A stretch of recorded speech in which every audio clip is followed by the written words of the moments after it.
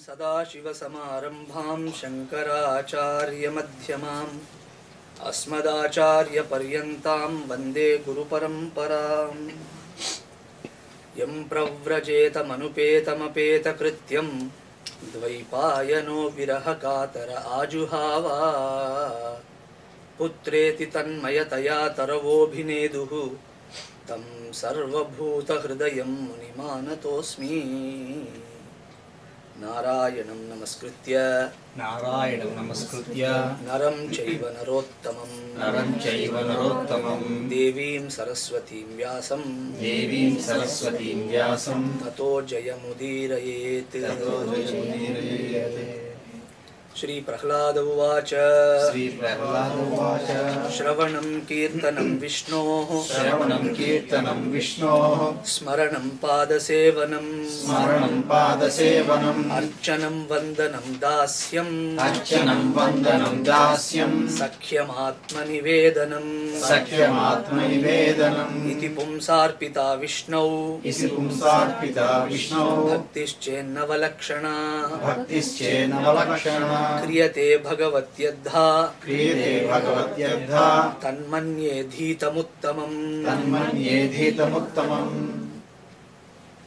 నవవిధ భక్తిలో శ్రవణాన్ని గురించిన పరిశీలన మనం నిన్నటి రోజున చేసాం.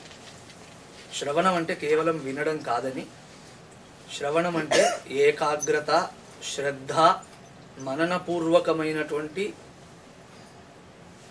ఆచార్య సన్నిధిలో ఉండి ఈ రకంగా వినడం అనేటువంటి తెలుసుకున్నాం. అంటే కేవలం ఏదో చెప్తున్నారు ఏదో వింటున్నామని కాదు, ఏకాగ్రంగా వినడం, శ్రద్ధతో వినడం, ఆ తర్వాత మననపూర్వకంగా వినడం.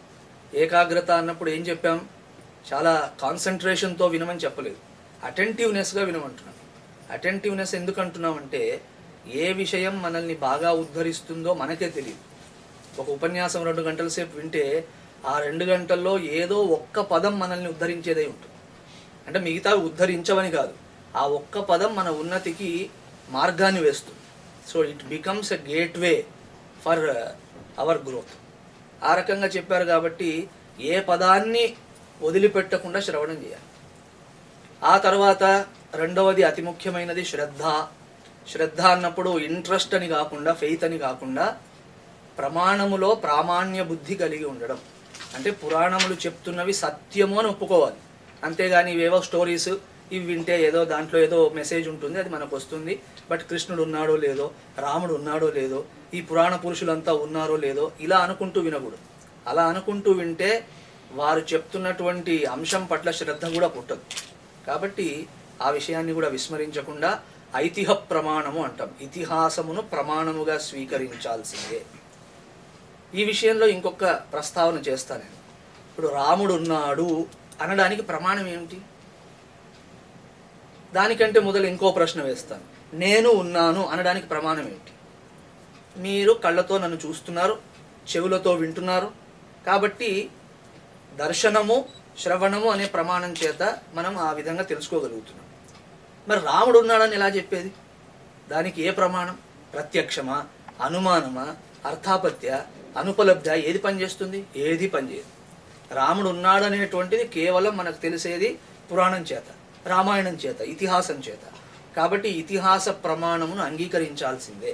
అంతేగాని ఇవన్నీ కల్పిత పాత్రలండి, ఎవరో కల్పించారు, దాంట్లో ఏదో మంచి చెప్పే ప్రయత్నం చేశారు, ఈ రకమైన మాటలు మనం అనకూడదు, వినకూడదు. అది శ్రద్ధ అంటే. So you should accept the purana to be the means of knowledge and accept purana purushas to be real. ఇతిహాస అంటే అర్థం అది, ఇలా జరిగింది అని వాళ్ళు చెప్పారంటే జరిగిందని ఒప్పుకోవాలి. మూడవది మననపూర్వకంగా వినమన్నారు. అంటే ఇక్కడ విన్నాము, ఆ 2 గంటల తర్వాత వదిలేయడం కాకుండా మళ్ళా ఇంటికి వెళ్ళాక మళ్ళీ అవకాశం ఉన్నప్పుడల్లా ఆ బోధను మనసులోకి తెచ్చుకొని దాని గురించి మరింత విశ్లేషణ చేసుకుంటూ ముందుకు సాగాలి. అంటే సంశయ నివారణార్థం, డౌట్స్ రాకుండా ఉండేందుకు, వచ్చిన డౌట్స్ని తీర్చుకునేందుకు, అలాగే మరికొంత క్లారిటీ సంపాదించేందుకు చెప్పినటువంటి దాన్ని మాటి మాటికి మనసులోకి తెచ్చుకొని కొద్దిగా విచారణ చేస్తూ ఉండాలి. ఈ 3 కలిస్తేనే శ్రవణము. అలాంటి శ్రవణము ఎవరికి కుదిరినా సరే వారికి మోహము భంగం అవుతుంది అని చెప్పుకున్నాం. శ్రవణము చేత ఏమొచ్చింది? నష్టో మోహ. అలాంటి శ్రవణానికి బెస్ట్ ఎగ్జాంపుల్ ఎవరని తీసుకున్నప్పుడు ఇద్దరిని చెప్పుకున్నాం. ఒకటి పరీక్షిత్ మహారాజు, రెండవది స్కాంద పురాణంలో చర్చ జరిగింది, దుందుకారి అనే ఒక ప్రేతము, మరణించినటువంటి జీవుడు. వాడి గురించి పరీక్షిత్ మహారాజు గురించి తెలుసుకున్నాం. పరీక్షిత్ విషయంలో మనం దర్శించింది ఏమిటి? ఆయనకు మృత్యు ఆసన్నమైంది అని తెలుస్తూనే దుఃఖపడలేదు. అంటే మృత్యువుకు వెరవకుండా మృత్యువు నుండి తరించే ఉపాయం కొరకు వెతికాడు. అంతేగాని అయ్యో నాకు ఇలా అయిపోయిందే, వారం రోజుల్లో పోతున్నాను, బంధువులందరినీ పిలవండి, నాకు ఇష్టమైన వాళ్ళని పిలవండి, ఇష్టమైన భోజనాలు వండి పెట్టండి అనలేదు. అన్నింటినీ వదిలేశాడు, గంగా తీరానికి వెళ్ళాడు. వాస్తవానికి పరీక్షిత్కే కాదండి, మనకు కూడా 7 రోజుల్లోనే మృత్యువు. అర్థమైందా? మీకు నాకు కూడా 7 రోజుల్లోనే మృత్యు వస్తుంది. Sunday, Monday, Tuesday, Wednesday, Thursday, Friday, Saturday. ఈ రోజులు కాకుండా చచ్చినవాడు ఎవరు చెప్పండి? సో ఎవరైనా 7 రోజుల్లో పోవాల్సిందే. 7 రోజుల్లోనే మృత్యు అంటే అర్థం అదే. పరీక్షిత్కే కాదు, మనకు కూడా అదే పరిస్థితి. మృత్యు ఎక్కడున్నదో ఎవరికి తెలియదండి. శతవర్షముల దాకా మితము చెప్పిరి కానీ నమ్మరాదా మాట నెమ్మనము. 100 ఏళ్ళని చెప్తారు, శతమానం భవతి అని. అదేదో ఆశీర్వాదంగా స్వీకరించి అలా ఉండేందుకు ప్రయత్నం చేయడంలో తప్పులేదు, కానీ అది వాస్తవం అనుకోకూడదు. ఏ క్షణం ఈ జీవుడి ప్రారంధం పరిసమాప్తం అవుతుందో తెలియదు. కాబట్టి నిరంతరం ఈశ్వర కథను పొందేందుకై, వినేందుకై మనలో ఒక ఖచ్చితమైనటువంటి కోరిక కలిగి ఉండాలి. చాలామంది, మనందరిలో చాలామంది ఎన్ని ఏర్పాట్లు చేసుకుంటామండి. ఉద్యోగం రిటైర్ అయిన తర్వాత సెక్యూరిటీ కావాలి కాబట్టి ఇప్పటి నుంచే కొంత డబ్బును దాచుకోవడం. ఆ తర్వాత అమెరికాలో అయితే హెల్త్ ఇన్సూరెన్స్ అనేది అసలు చాలా ముఖ్యమైన భాగం. దాని గురించి ఎన్ని రకాల ఆలోచనలు, ఆ తర్వాత ఎలా ఉంటుంది, ఇంత చర్చ మనం చేస్తున్నాం. కానీ మృత్యు వచ్చిన సమయానికి ఇవేవీ కాపాడజాలవు. నహి రక్షతి డుక్రుంకరణే భజ గోవిందం భజ గోవిందం గోవిందం భజ మూఢమతే. భజ గోవింద స్తోత్రంలో ఆదిశంకరులు అంటున్నారు, ఓ మూఢమతి గోవిందుని భజించు అని. గమ్మత్తుగా ఆ మూఢమతి అని ఎవరిని అంటున్నారో తెలుసునా? నాలాంటి వాడిని అంటే సరిపోయేది, కానీ ఒక వ్యాకరణవేత్తని అంటున్నారు ఆయన. సంస్కృత వ్యాకరణమును క్షుణ్ణంగా పరిశీలించినటువంటి ఒక పండితుడిని అంటున్నాడు ఆయన. ఏ మూర్ఖుడా గోవిందుని భజించు. మూర్ఖుడాని కాదు, మూఢమతి అంటే ప్రత్యేక అర్థం ఉన్నది. మూఢామతి యస్య సహ మూఢమతి, ఎవరి బుద్ధి మౌఢ్యములో కూరుకొని పోయి ఉన్నదో. అదేమిటంటే అంత సంస్కృతం చదువుకున్నాడు, సంస్కృతం చదివాడంటే అనివార్యంగా భగవద్గీత మొదలైనవి చదివేసి ఉండాలి. ఎందుకంటే సంస్కృతాధ్యయనంలో అవన్నీ వస్తాయి. అలాగే అనేక పురాణాలు చదివి ఉండాలి. ఇవన్నీ చదివిన వాడిని మౌఢ్యం ఉన్నవాడని ఎలా అంటారు? How can you count him as మూఢమతి? అంటే ఏది చదివినా ఏది చేసినా మృత్యువు స్మరణ గనక లేకపోతే, నేను ఇక్కడే ఉంటాననే ఆలోచన ఎవరికైనా ఉంటే వాడు మూఢమతే. కాబట్టి అవశ్యం అనేటువంటిది అవశ్యం భావి అంటాం. అవశ్యం భావి ఈ జీవితంలో ఏమిటి అంటే మృత్యు ఒక్కటే. ఏదైనా రావచ్చు రాకపోవచ్చు, కానీ మృత్యు మాత్రం వచ్చే తీరుతుంది. అలాంటి అవశ్యాన్ని ఎవడు చింతించకుండా తత్సంబంధమైనటువంటి వ్యవహారాన్ని, తత్సంబంధమైనటువంటి దానికి ఏం చేయాలో అది ఆలోచించకుండా ఉంటే వాడు ఎన్ని శాస్త్రాలు చదివినా ఏం లాభం అని శంకరుల వారి ఉద్దేశ్యం. అందుకే వారు అక్కడ మాట అన్నారు, భజ గోవిందం. నువ్వు చదువుతున్న ఈ వ్యాకరణం ఇవన్నీ లాస్ట్కి ఉద్ధరించడానికి రావయ్యా, వీటన్నింటి సహాయము చేత గోవిందుని భజించు. మామూలు వాడికి ఇంత జ్ఞానం లేదు, నీకింత జ్ఞానం ఉంది. ఈ జ్ఞానాన్ని భగవంతుని చేరుకునేందుకు ఉపయోగించు తప్ప ఈ ప్రపంచము ఇక్కడే ఉంటాను అన్నట్టుగా ప్రవర్తిస్తే నీకు ఉద్ధరణ లేదు. పరీక్షిత్ మహారాజుకి ఇవన్నీ తెలుసు. కారణం ఏంటంటే వాళ్ళ తండ్రులు, తాతలు, ముత్తాతలు అందరూ దైవభక్తి పరాయణులు. వాళ్ళ గురించి కూడా నిన్న చెప్పుకున్నాం కొంత. కాబట్టి సహజంగా మృత్యువు గురించి వినంగానే బాధపడలేదు. ఆహా, ఇది ఒక అవకాశమే, ఏనాటికైనా పోవాల్సిందే. అదృష్టం ఏంటంటే ఖచ్చితంగా ఈ వారం 7వ నాటికి పోతున్నానని తెలుసు. కాబట్టి జీవన సాఫల్యానికి మార్గం ఏమిటి, నేను ఉద్ధరింపబడడానికి మార్గం ఏమిటి అని వెళ్ళాడు. ఆ సమయంలో పరీక్షిత్ మహారాజు, ఆయన అదృష్టం ఎలా ఉందో, ఏ దేవుడు అనుగ్రహించాడో తెలియదు, భగవంతుడు సాక్షాత్ శుకయోగీంద్రుడి రూపంలో అక్కడికి వచ్చాడు. అయ్యా స్వామి, నాకు తరించాలని కోరికున్నది, అన్నింటినీ త్యజించి వచ్చేశాను. యదహరేవ విరజేత్ తదహరేవ ప్రవ్రజేత్ అని ఉపనిషద్వాక్యం. ఎప్పుడు విరక్తి జన్మించిందో అప్పుడే వదిలేయాలన్నింటినీ. ఎప్పుడు వైరాగ్యం కలుగుతుందో రేపు మాపు ముహూర్తాలన్నీ చూడొద్దు. ఇంకా వైరాగ్యము కలిగిన మరుక్షణం ఉన్నతికై ప్రయాణం చేయాల్సిందే. ఇక్కడ మీకు కూడా ఒక విషయం చెప్తున్నాను, సత్సంగాలకు వాటికి వెళ్ళే అప్పుడు ముహూర్తాలు అవి చూడకూడదు. ఈ సత్సంగానికి వెళ్ళే అప్పుడు ఇది మంచి ముహూర్తమా, చెడు ముహూర్తమా, యమగండ కాలమా, ఇట్లాంటివన్నీ చూడొద్దు. సత్సంగము, భగవత్ కథా కీర్తనము, కథాశ్రవణం అని ఎక్కడన్నా మీకు అవకాశం దొరికితే దానికి కాలంతో కానీ కాలగణనంతో కానీ ఏమీ పని లేదు. వెంటనే మీరు వెళ్ళిపోవచ్చు అక్కడికి. కారణం ఏంటంటే భక్తి గనక హృదయంలో ఆవిర్భవిస్తే ఏ దేశకాలాలతో ఇంకా వాడికి ప్రమేయం లేదు. ఈశ్వరుడు యందు మనస్సు కలిగితే అన్నీ కరెక్టే. కాబట్టి యదహరేవ విరజేత్ తదహరేవ ప్రవ్రజేత్, అన్నీ వదిలి వెళ్ళాలి. పూర్వకాలం అలాగే ఉండేది. ఏదైనా సాధన చేయాలనుకుంటే గంగా తీరానికి వెళ్ళాలి. ఇప్పుడు మనకు అవకాశం లేదు కాబట్టి భగవంతుడు అనేక రూపాల్లో మన దగ్గరికే ఈ అవకాశాన్ని అంతటిని పంపిస్తూ ఉన్నాడు. శుకయోగీంద్రుడు నిన్న ప్రశ్నించాడు, స్వామి మరి ఎలా మార్గం? ఆయన అన్నాడు, 7 రోజులంటే తక్కువ సమయం అనుకున్నావా? బోల్డ్ అంత టైం ఉన్నట్టే. మరి ఏం చేయాలి? నేను చెప్తుంటాను, నువ్వు వింటూ ఉండంతే, శ్రవణం చేయి అంతే. అలా 7 రోజుల శ్రవణ మాత్రం చేత పరీక్షిత్ మహారాజుకి మోక్షం లభించింది. భగవంతుడే తన యందు ఉన్నాడనేటువంటి దృఢనిష్ట కలిగి కేవల శ్రవణం చేత. అలాగే స్కాంద పురాణంలోని కథ కూడా చూశాం. దుందుకారి, వాడు మహాపాపిష్టి చేష్టల్లో మునిగినటువంటి వాడు. తల్లిదండ్రులను అవమానించడం, గ్రామంలో పెద్దలను అవమానించడం. ఇన్ఫ్యాక్ట్ నేను భాగవతంలో భాగవత మాహాత్మ్యం 8 రోజులు చెప్పాను. మీరు ఇప్పుడు ఆ కథ అంతటిని నేను చెప్పాలంటే చాలా పెద్దగా అవుతుంది. నిన్న టూకీగా 10 నిమిషాల్లో చెప్పాను. మీకు ఆసక్తి ఉంటే ఈ ప్రసంగ పరంపర అనంతరం శ్రీమద్ భాగవతం నేను చెప్పిన 64 ప్రసంగాలు ఉన్నాయి. డాక్టర్ రవి గారి దగ్గర నుంచి తీసుకోండి, దాంట్లో వినండి. మాహాత్మ్యం మాత్రం 8 రోజులు చెప్పాను. 8 రోజుల్లో ఒక్కొక్క అంశాన్ని ప్రస్తావన చేశాను. దాంట్లో దుందుకారి లక్షణాలన్నీ చెప్పాను. చాలామంది అడిగారు, వాడి లక్షణాలు ఎందుకంటే అంత విడమర్చి చెప్తున్నారని. అవి మన లక్షణాలే కాబట్టి చెప్తున్నానని చెప్పాను. So that is the only way to recognise our traits of all this worldly affair and what not. అలాగే దుందుకారి తల్లి దుందులి అని ఉంది, దాని గురించి కూడా బోల్డ్ బోధించాను. అయ్యా వీళ్ళ గురించి ఎందుకు ఇంత స్మరణ అంటే మన లక్షణాలు యాజ్ ఇట్ ఈజ్ ఉంటాయి. అంటే కార్యసాధిక, జల్పిక ఇట్లాంటి పదాలన్నీ వాడారు. అంటే తన మాట నెగ్గించుకునేందుకు ఎదుటివాడిని ఎలాగైనా ఓడించే ప్రయత్నం చేస్తుంది. ఇది మనలో లేదండి లక్షణం. అలాగే తాను చెప్పిందే నెగ్గాలి, ఇంకా మిగతా వాళ్ళు చెప్పిందే నెగ్గకూడదు. అలాగే పొద్దస్తమానం గొడవలు పడ్డం. అలాగే కార్యసాధిక అంటే గృహంలోని కార్యాలన్నీ చకచకా చేసేది. అంటే అర్థం ఏంటి? గృహ కార్యం అంటే సంసారంలో మునగడానికి తీవ్ర ప్రయత్నం. అలాగే గాసిపింగ్ ఆవిడలోని ప్రధాన లక్షణం. గాసిప్ చేస్తూ ఉండేది. ఖాళీ దొరికిందంటే చాలు వీడి మీద వాడి మీద చెప్పుకుంటూ కూర్చోవడం. ఇవన్నీ నేను బోల్డ్ అంత చర్చ చేసి ఇన్ఫ్యాక్ట్ మన లక్షణాలు మోరార్లెస్ అలాగే ఉన్నాయన్నట్టుగా చెప్పాను. ప్రహ్లాదుడు లాంటి లక్షణాలు మనకు రావాలి, కానీ మనకన్నీ దుందులి లక్షణాలే ఉన్నాయి. దుందులి అంటే అర్థం ఏంటి తెలుసా అండి? హిందీ తెలిసిన వాళ్ళు ఎవరైనా ఉంటే దుందులాపన్ అంటారు. అంటే బుద్ధి సరిగా పనిచేయకపోవడం, అయోమయంలోంచి పనిచేసే బుద్ధిని దుందులా అంటారు. సో దుందులి అంటే అర్థం ఏంటంటే ఎవరి బుద్ధి సరిగా లేదు. అలాంటి స్త్రీకి జన్మించినటువంటి వాడు దుందుకారి. పాపిష్టి చేష్టలన్నీ చేశాడు. ఆటలాడుతూ పిల్లల్ని బావుల్లో దోసి చంపేసేవాడు. పిల్లలు చస్తూ ఉంటే వాడికి అదొక ఆనందం. అంటే వాడి పైశాచిక వృత్తి వాడిలో ఉంది. ఆ రకంగా వాడేదో తర్వాత తల్లిదండ్రులను కూడా బాధ పెట్టాడు. వాడికి డబ్బులు ఇవ్వలేక తల్లి నాన్న చాకరీ చేసేది, ఆ ఇంట్లో పని చేసిన లాభం ఉండేది కాదు.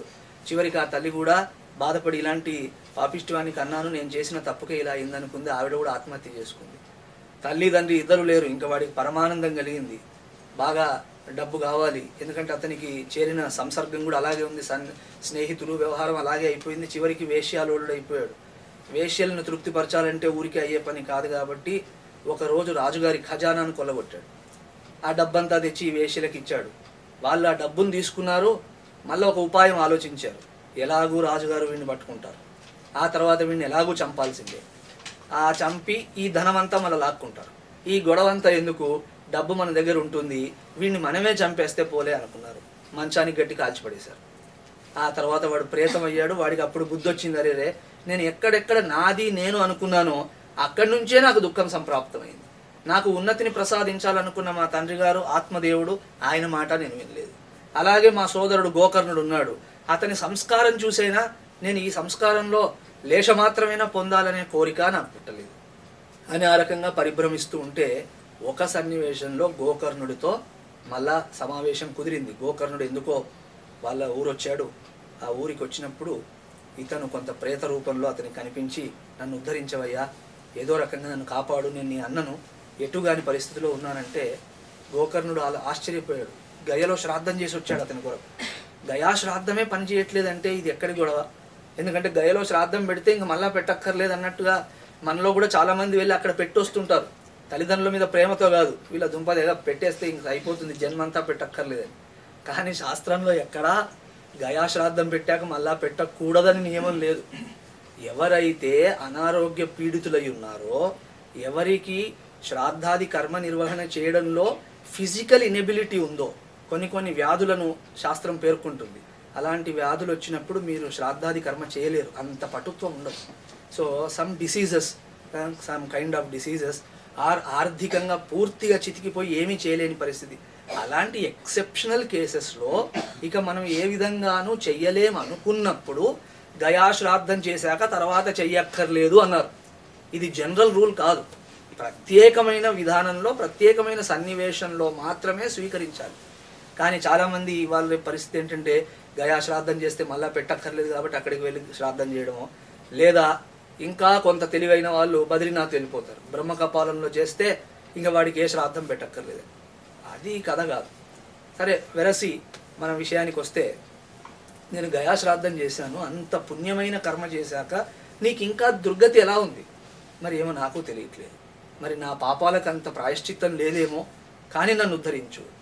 ఆ తదనంతరం ఇతడు భగవంతుడు అనుగ్రహంతో, సూర్య భగవానుడు ఉపదేశంతో భాగవత కథా ప్రసంగం చేశాడు. అనేక మంది వచ్చి విన్నారు. దాంట్లో ఈ ప్రేతం కూడా ఒక కర్ర మీద కూర్చొని, వెదురు కర్ర మీద కూర్చొని వినింది. ఒక్కొక్క రోజుకి ఒక్కొక్క అజ్ఞానం, ఒక్కొక్క పాపం పటాపంచలు అవుతుంది. చివరికి వారం రోజులు అవుతూనే వైకుంఠం నుంచి విమానం వచ్చింది, ఈ ప్రేతాన్ని తీసుకొని వెళ్ళిపోయింది వైకుంఠానికి. అంటే ఏ గతి లేని వాడికి వైకుంఠ ప్రాప్తే కలిగింది భాగవత శ్రవణ మాత్రం చేత. ఈ కథ చెప్పి మనల్ని ఏమంటున్నారు వాళ్ళు? హెచ్చరిస్తున్నారు, వాడికే అలాంటి గతి వస్తే, పరమ పాపిష్టి చేష్టల్లో మునిగి తల్లిదండ్రులను హింసించి బంధుమిత్రులను హింసించి ఏ విధమైన సంస్కారము లేనటువంటి వాడు, అలాంటి వాడికే శ్రవణ మాత్రము చేత వైకుంఠం లభిస్తే, మనం వాడితో పోలిస్తే అంతో ఇంతో బాగానే ఉన్నాం. వాడితో పోలిస్తే మనం సత్సంగానికి వస్తున్నాం, నచ్చినా నచ్చకపోయినా నారాయణ అంటున్నాం. ఇంత చేస్తే మనకెందుకు రాదు అని ప్రశ్నిస్తున్నారు. అలాగే ఆ కథలో ఇంకొక మాట కూడా చెప్పారు. మిగతా వాళ్ళందరూ అడిగారు, ఆ ప్రేతానికి మోక్షం వచ్చింది బాగానే ఉంది, మరి మేము వింటుంటే మాకు రాదేమిటి అని. వాడు శ్రద్ధతో విన్నాడు, తన ఉన్న స్థితి నుంచి విడుదల ఎంతగా కోరుకున్నాడో అంత కమిట్మెంట్తో విన్నాడు. కాబట్టి నారాయణుడి యందు పూర్ణ భక్తితో విన్నాడు, కాబట్టి ఏకాగ్రతతో శ్రద్ధతో చిత్తశుద్ధితో విన్నాడు, కాబట్టి అతనికి వచ్చింది. మీరు ఇంకా అంత కమిట్మెంట్ చూపించలేదు కాబట్టి మీకు రాలేదు. మరి మేమేం చేయాలి? మళ్ళా శ్రవణం చేయండి. నేను కూడా చాలామందికి అదే చెప్తాను, అయ్యా మేము వింటున్నాం కానీ మళ్ళా కొంచెం అజ్ఞానం మళ్ళా వస్తుంది, మళ్ళా మర్చిపోతున్నాం, ఎలా చేయాలి? మర్చిపోకుండా ఉండే ఉపాయం ఏమిటి? నేను అప్పుడు ఒకటే చెప్తాను, నేను పొద్దున బ్రేక్ఫాస్ట్ చేశాను, మళ్ళీ 12ంటికి ఆకలేసింది, ఏం చేయాలి? తినాలి. ఓకే, 4:30కి మళ్ళీ ఆకలేసింది, ఏం చేయాలి? తినాలి. మళ్ళీ 8:30, 9ంటికి ఆకలేస్తుంది, ఏం చేయాలి?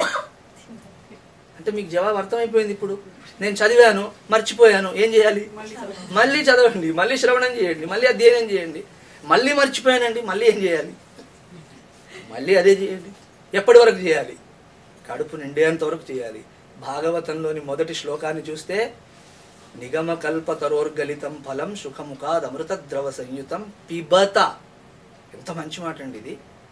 శ్రవణం అనట్లేదు, పిబత, తాగండి, దీన్ని తాగండి అంటే మీలో ఒకటిగా చేసుకోండి. పిబత భాగవతం రసం ఆలయం. ఆలయం అంటే నిద్రపోయేదాకా వినండి, మరణించేదాకా వినండి, ఈ భూమికి ప్రళయం వచ్చిపోయేంత వరకు వినండి, అంటే ఎన్ని జన్మలు ఎత్తినా వినండి, మోక్షం వచ్చేంత వరకు వినండి. ఆలయం. మాకు వేదాంతంలో కూడా అదే చెప్తారు. వేదాంత శాస్త్ర అధ్యయనం ఎప్పుడెప్పుడు చేయాలంటే, ఆసుప్తారామృతే కాలం నయేద్వేదాంత చింతయ. విద్యారణ్య స్వామి ఎక్కడో రచించారు. అంటే నిద్ర వచ్చేంత వరకు, ఆసుప్త, నిద్ర వచ్చేంత వరకు వేదాంత శ్రవణం చేయాలి. అలాగే మరణించేంత వరకు చేయాలి. మధ్యలో ఎప్పుడైనా గ్యాప్ తీసుకోవచ్చా అంటే, భోజనం చేసేప్పుడు గ్యాప్ తీసుకొని మిగతా టైం అంతా ఇదే పెట్టండి. అంటే అర్థం ఏమిటి అంటే, it is not the pursuit of 1 hour or 2 hours. ఇప్పుడు మనం కూర్చున్న ఈ 2 గంటలు దేనికి అంటే, నిరంతరము దీన్ని మన మనసులో పెట్టుకునేందుకు ఒక ఉపాయం ఇది. అంతేగాని నేను 2 గంటలు వెళ్ళానండి, చాలా గొప్ప పని చేశాను, దేవుణ్ణి అనుగ్రహించి వచ్చాను అనొద్దు. ఇది మన ఉద్ధరణ కొరకు, ఆత్మకృప అంటారు దీన్ని. అంటే మన మీద మనం కృప చేసుకునేందుకు, నిరంతరం అలా ఓలలాడేందుకు గాను దీన్ని ఉపయోగిస్తున్నాం. అలా శ్రవణం గనక చేస్తే మన హృదయంలో పరమాత్ముడు నివసిస్తాడు, ఆయన యొక్క భావం ఎప్పుడూ ఉంటుంది. అలాంటి హృదయానికి ఏ విధమైన దుఃఖ స్పర్శ ఉండదు. శ్రవణ మాత్రం చేత మోహము తొలగుతుంది, అజ్ఞానం తొలగుతుంది. తదనంతరం ఏమైనా సాధించాల్సి ఉంటే కూడా ఇదే సాధింపజేస్తుంది అని చక్కగా చూసాం. ఆ తదనంతరం మనం చేయాల్సింది ఏమిటి? శ్రవణ భక్తి తర్వాత కీర్తనం. శ్రవణం హరి గుణ ఆకర్ణనం అన్నాం, అంటే హరి యొక్క గుణ శ్రవణం చేయడం. ఇది కీర్తనం అంటే హరి ప్రశంసనం. శ్రీహరిని ప్రశంసించాలి. అంటే ఎలా ప్రశంసించాలండి? ఇక్కడ ప్రశంస మనం చేయడం కాదు, సహజంగా జరిగేలా వ్యవహారం చేసుకోవాలి. సహజంగా ఎలా జరుగుతుంది? జనరల్గా మాకు ఎవరిని ప్రశంసించే అలవాటు లేదు. ఎవరినైనా ప్రశంసించాలంటే వాడిలో దోషాలు వెతికి చాలా కష్టపడి వాడి దోషాన్ని దర్శించి మొత్తానికి వాడిని క్రిటిసైజ్ చేసే లక్షణమే ఉంది, కానీ ప్రశంసించే గుణం ఎక్కడుంటుంది? మనలో చాలా తీవ్రమైన దుర్గుణాల్లో ఇదొకటండి, ఎదుటి వాడిని ప్రశంసించం అస్సలు. అది ఎందుకో ఏమో తెలియదు. మళ్ళీ మన విషయం వచ్చేసరికి మనం ఏమంటాం? నేను ఎన్నో మంచి పనులు చేస్తానంటే నన్ను ఎవరూ మెచ్చుకోరు. అసలు నువ్వెవరినైనా మెచ్చుకుంటున్నావా? నేనైతే ఎవరిని మెచ్చుకోను, ఎందుకంటే అందరూ పాపిష్టి వాళ్ళే ప్రపంచంలో. కరెక్టే, మీరు అన్నది అలాగే ఉంది, కానీ అలాంటి వాడిలో కూడా దైవత్వం ఉన్నది, అలాంటి వాడిలో కూడా ఎబిలిటీస్ ఉన్నాయి. మనం చూసే విధానమే తప్పు. కొన్నిసార్లు ఎక్కడో కొన్నిసార్లు ఇవి కనిపించినా ప్రత్యేకంగా వాళ్ళలో ఉన్న ఎబిలిటీస్ని దర్శించాలి, వాళ్ళలో ఉన్న గొప్పతనం ఒకటి ఉంటుంది. అలాగే అతనిలో ఏదైనా గొప్పతనం కనిపించినప్పుడు మెచ్చుకోవాలి. దాన్ని మెచ్చుకోకుండా నేను దాన్ని విమర్శించే ప్రయత్నం చేస్తాననే పనిలో ఉండకూడదు. You should always do this. ఇది జనరల్గా మనం ఎక్కడ సాధన చేయాలంటే శ్రీహరి దాకా వెళ్ళడం తర్వాత ఇంట్లో భార్య చక్కగా భోజనం వండితే కూడా మెచ్చుకోవాలి. ఏముందండి మెచ్చుకోవడం అని అనకూడదు. అలాగే భర్త ఏదైనా చేసినప్పుడు భార్య మెచ్చుకోవాలి. తల్లిదండ్రులు పిల్లలు ఇక్కడ నుంచి స్టార్ట్ అవ్వాలి. అలాగే మిత్రులు, మన మిత్రుడు మనకి ఏదో మంచి చేశాడు లేదా ఏదో మంచి చేశాడు ప్రపంచంలో, వాడిని అప్రిషియేట్ చేయాలి. ఈ అప్రిసియేషన్ అనే దగ్గరికి మనం ఏమనుకుంటాం? అలా చేస్తే వాడికి పొగరు ఎక్కువైపోతుందండి. నువ్వు చెయ్యకపోవడంలో ఆల్రెడీ నీకు పొగరు ఉంది, ఇంకా వాడి పొగరు సంగతి మనకెందుకు? ఇతను ఏదో అతన్ని పూర్తిగా బాగు చేసే పనిలో ఉన్నట్టు మాట్లాడతాడు, కానీ అది కాదు. హరిస్మరణ, హరి ప్రశంస చేసే ముందు ఈ జగత్తులోని గుణాలని ప్రశంసించాలి. And there is something called jealousy which is a great problem. అసూయ అనేటువంటిది మన కళ్ళను ఎంత కప్పేస్తుందంటే క్యాటరాక్ట్ లాంటిది. అది కూడా మానసిక నేత్రానికి అది ఒక క్యాటరాక్ట్.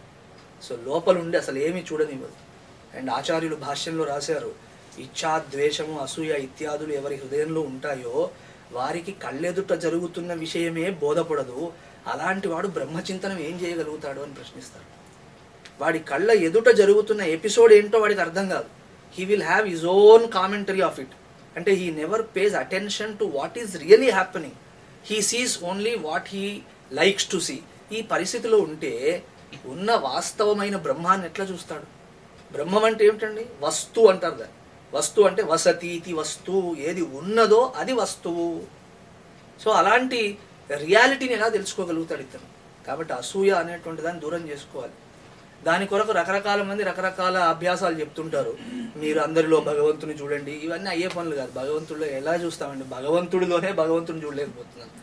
గుడికి వెళ్తే మనకు అది రాయిలాగే ఉంది, మన వ్యవహారం కూడా రాయితో లాగే చేస్తాం. ఏదో నమస్కరించడం అనే ఒక్క యాంత్రిక చేష్ట తప్ప మనం అక్కడికి వెళ్ళి చేసే బిహేవియర్ అంతా you are so certain that it is a stone. అక్కడ ఈశ్వర బుద్ధి ఏమి ఉండదు, ఎవరికి లేదు, మనలో ఎవరికి అది రావట్లేదు. అక్కడికి వెళ్ళాక మన ప్రవర్తన చూస్తే ఎలా ఉందండి? లోకాభిరామాయణం మాట్లాడుతూ ఉంటాం. మళ్ళీ ఆ పూజారి ఎవరో గంట వాయిస్తాడు, ఒకసారి నమస్కారం పెడతాం, మళ్ళీ ఇటు తిరుగుతాం. మళ్ళీ ఆయన మధ్యలో ఓం ఓం అన్నాడు అనుకోండి, మళ్ళీ ఇటు తిరిగి నమస్కారం పెడతాం, మళ్ళీ ఇటు కూర్చుంటాం. ఇక్కడ కూర్చొని మళ్ళీ ఈ లోకం వ్యవహారమే మాట్లాడతాం. దేవాలయంలో అది చేయకూడదు, దేవుణ్ణి అవమానించినట్టు లెక్క. దేవాలయంలో ప్రపంచ స్మరణ చేయకూడని పని, కానీ అక్కడ ప్రపంచ స్మరణే చేస్తాం. అంటే we know that it is one రాయి, ఇట్స్ ఓకే అని. అండ్ చాలాసార్లు దేవుడి దగ్గర బాగా ఉండేవాడికి అది ఇంకా దృఢంగా ఉంటుంది, ఇది రాయే అని. ఎందుకంటే దేవుడికి దగ్గరగా ఉంటున్నాం తప్ప ఆయన తత్వాన్ని మనం తెలుసుకోలేకపోతున్నాం. కాబట్టి ఈశ్వరుడిలోనే ఈశ్వరుని చూడలేకపోతున్నాం, ఆలంబనలోనే ఈశ్వర భావన రావట్లేదు. ఇక ప్రపంచంలో ఎక్కడొస్తుంది? కానీ మనం దీని కొరకు ఒక చిన్న ఎడ్యుకేషన్ చేసుకోవాలి, ఒక జ్ఞానం పొందాలి. భగవద్గీతలో భగవానుడు ఒక అద్భుతమైన ఉపదేశం చేశాడు ఈ విషయంలో. యద్యద్విభూతిమత్సత్వం శ్రీమదూర్జితమేవవా తత్తదేవావగచ్చత్వం మమ తేజోంశ సంభవం. ఈ చరాచర జగత్తులో అణువు మొదలు బ్రహ్మ వరకు పిపీలిక బ్రహ్మ పర్యంతం, చీమ మొదలు చతుర్ముఖ బ్రహ్మ దాకా ఏదేదైతే చాలా గొప్పదై ఉన్నదో, ప్రకాశాత్మకమై ఉన్నదో, ఉత్సాహపూర్ణమై ఉన్నదో, వైభవోపేతమై ఉన్నదో, అంటే ఎనీ స్పెషల్ ఎబిలిటీ, ఒక్క మాటలో అది ఎక్కడ కనిపించినా మమ తేజో అంశ సంభవం, అది నా యొక్క తేజస్సు అంటే వైభవం, ఆయన యొక్క శక్తి, నా యొక్క తేజస్సు యొక్క అంశ మాత్రం అక్కడ ఉన్నదని తెలుసుకోవాలి. విభూతి యోగం అంతా అదే కదండి. చెట్లలో నేనున్నాను, ఆ చెట్లలో ఒక చెట్టుని నేను, మృగములలో మృగేంద్రుని నేను, రాక్షసుల్లో ప్రహ్లాదుని నేను, ప్రహ్లాదశ్చాస్మి దైత్యానాం, అస్మి జాహ్నవి, నదులలో గంగానదిని నేను అని చెప్పడం అర్థం ఏంటి? నన్ను చూడ్డానికి మీరు ఎక్కడో ఒక ఆలయానికి ఒక ప్రదేశానికి రావక్కర్లేదు, ప్రతిదీ నేనే. అందులో ఒక ఎక్స్క్యూజ్ మొదలు ప్రారంభం అవుతే, నదులలో గంగా నది పవిత్రం భగవత్ స్వరూపం అని గనక స్టార్ట్ అవుతే, then one day a day comes in our life that you will appreciate every droplet of the water to be ఈశ్వర. అలాంటి జ్ఞానం వస్తుందని ఒక్కొక్క ఎక్స్క్యూజ్ చెప్తూ వచ్చారు. అంటే అర్థం ఏమిటి? ప్రతి చోట ఉన్న గొప్పతనం నేనే. అలా మన ఇంటి పక్కవాడిలో ఏదైనా గరిమ కనిపిస్తే అది వాడిది అనుకుంటే మనకు అసూయ వస్తుంది, కానీ అది ఈశ్వరుడి యొక్క వ్యక్తీకరణ అని తెలిస్తే అసూయ రాదు. In fact that personality becomes an excuse and becomes an altar for you to see the glory of ఈశ్వర. అలా దర్శనం అవుతుంది. సో ఒకరి యందు ఏదైనా ప్రత్యేకత కనిపిస్తే అది భగవంతుడికి చెందినది తప్ప జీవుడికి కాదు.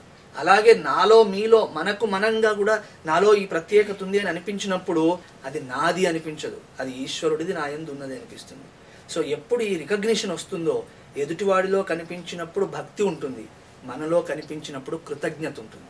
ఓ I'm so happy and so thankful to God that he manifested in the form of this ability in me అని అనిపిస్తుంది. అలా లేకపోతే ఎదుటివాడిని చూస్తే అసూయ, మనల్ని మనం చూసుకుంటే అహంకారం. ఈ రెండింటి నుంచి విముక్తికి మార్గం అది.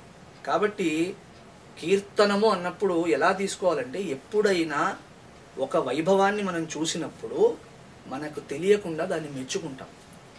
అర్థమైందండి? కీర్తి అంటేనే అది. కీర్తి అంటే ఇంగ్లీష్లో గ్లోరీ అన్నట్టుగా రాస్తారు, సంస్కృతంలో కీర్తి. ఏమిటి కీర్తి అంటే, మన ప్రమేయం లేకుండానే మనం దాన్ని మెచ్చుకోవడం ప్రారంభం చేస్తాం. అలా ఉంటేనే కీర్తి, అంతేగాని నాలుగు ముందు వెనక బిరుదులు ఇవి కాదు. ఒక ఆయన ఎవరో పేరు ఉంది, ఆ పేరు కింద 8 బిరుదులు ఉన్నాయి. ఇంటి పక్క ఆవిడ ఆయన భార్యను అడిగింది, ఏమండి అన్నయ్య గారికి బోల్డ్ అని బిరుదులు ఉన్నాయి, ఈ సామాన్యులకు ఎవరికి రావు కదా ఇలాంటివి, ఇంత పెద్ద బిరుదులు, నోరు కూడా తిరగట్లేదు చెప్పడానికి, ఈ బిరుదులన్నీ వారికి ఎవరు ఇచ్చారండి? అంత మహానుభావుడికి ఒకరు ఇవ్వాలా, ఆయనే పెట్టేసుకున్నారు. సో మనం అనుకుంటాం కీర్తి అంటే ముందు వెనక తోకలంటిస్తే వస్తుంది అనుకుంటాం. అది కాదు. మనకున్న వాటిని ప్రదర్శించడము చేత ఎదుటివాడు మనల్ని మెచ్చుకోవడం, మన డబ్బును చూసి మన హోదాను చూసి, అది కాదు కీర్తి. కీర్తి అంటే ఏంటంటే, మన యొక్క వైభవం ఎలా ఉందంటే, మనం నచ్చని వాడు కూడా మనల్ని మెచ్చుకుంటాడు దాన్ని చూసి. కారణం ఏంటంటే దట్ ఈస్ కంపెల్లింగ్. అంతే. రాముడి విషయంలో ఒక మాట ఉంది, రామో విగ్రహవాన్ ధర్మ. విన్నారా ఎప్పుడని ఈ పదం? రాముడు అంటే ఎవరు? ధర్మమును గనక ఒక విగ్రహంగా మలిస్తే, అంటే ఒక ఆకృతి దానికి ఇస్తే, అది శ్రీరామచంద్రుడు. ఈ మాట ఎవరన్నారో తెలుసా మీకు? రామో విగ్రహవాన్ ధర్మ. శ్రీరామచంద్రుడు ధర్మాత్ముడు, ధర్మమే ఆయన స్వరూపం అన్నది ఒక రాక్షసుడు. ఎవరో మహర్షులు కాదు. మహర్షులు పువ్వులు హారతి తీసుకొని నాయనాను ధర్మాత్ముడు అన్నవాళ్ళు కాదు, భక్తులు కాదు. ఆయనకు అపరాధము తలపెట్టినటువంటి స్వర్ణ జింకగా మారి వచ్చినటువంటి మారీచుడు అన్నాడు ఈ మాట రావణాసురుడితో, అరే నీ బుద్ధి ఏదో మందగించింది పూర్తిగా, ఏమిటి కర్మ నీకు, శ్రీరామచంద్రుడితో వైరం పెట్టుకోకు. ఆయన ఎలాంటి వాడో తెలుసా? రామో విగ్రహవాన్ ధర్మ. చూడండి, రాక్షసుడు, మరి రాక్షసుడికి రాముడి పట్ల భక్తి ఏమీ లేదు, రావణాసురుడి పట్ల విధేయతే ఉంది వాళ్ళకి. అయినా సరే ఆ ధర్మం ఎంత వైభవంగా ఉందంటే మెచ్చుకోకుండా ఉండలేము. ఇన్ఫ్యాక్ట్ రావణుడు కూడా చాలాసార్లు మనసులో మెచ్చుకునే ఉంటాడు రాముడు. అతని పరాక్రమం తెలుస్తూనే ఉంది రోజు రోజుకి. కాబట్టి కీర్తి ఎప్పుడు మనకు స్మృతిలోకి వస్తుందో, మనం అనివార్యంగా in spite of us you will glorify. అంతే. మీ మాటలలో వారిని కీర్తించక తప్పదు, ప్రశంసించక తప్పదు. ప్రశంస మన మనసులో మనం అనుకొని చేసే డెలిబరేట్ చేష్ట కాదు. డెలిబరేట్గా ప్రశంసిస్తున్నామంటే you have some hidden agenda behind it అని అర్థం. జనరల్గా మనం అలాగే చేస్తాం. ఎవరు అడిగారు, నమస్తే నమస్కారం నమస్కారం అంటుంటాం కదా, దీని అర్థం ఏంటండి అన్నారు నన్ను. అంటే జనరల్ అర్థం ఏంటంటే నాదేమీ లేదు, అంతా పరమాత్ముడిదే, ఆ పరమాత్ముడు నీ యందు ఉన్నాడు అని నమస్కరించడం. కానీ ఇప్పుడు అది వేరు. ఇప్పుడు ఆ పద్ధతి కాదు, పదం అదే కానీ భావం అది కాదు. ఇప్పుడేంటి నా మస్కా, ఈ మస్కా కొట్టడం పేరు నమస్కారం. మనం ఎక్కువ నమస్కారాలు పెడుతున్నారంటే కొంచెం జాగ్రత్తగా చూసుకోవాలి, ఏదో ఉంది వీడికే. మనకి పొద్దున సాయంత్రం 2 సార్లు కనుక ఎవడైనా నమస్కారం పెడుతూ ఉంటే better be careful with him, that he may have some hidden agenda. Because డెలిబరేట్గా ప్రశంసించడం వెనక ఖచ్చితంగా ఒక ఎజెండా ఉంటుంది. మరి ఈశ్వర ప్రశంస కూడా అలాగా కాదు. ఇక్కడ ఈశ్వర వైభవం తలలోకి వస్తూనే, దానికి సంబంధించిన శ్రవణం చేత విన్నటువంటివన్నీ తెలుస్తూనే మెచ్చుకోకుండా ఉండలేం. అంటే మన ద్వారా ప్రశంస అనేది వస్తుందంతే, మనం చేసేదంటూ ఏమి ఉండదు. దానికి కీర్తనం అని పేరు.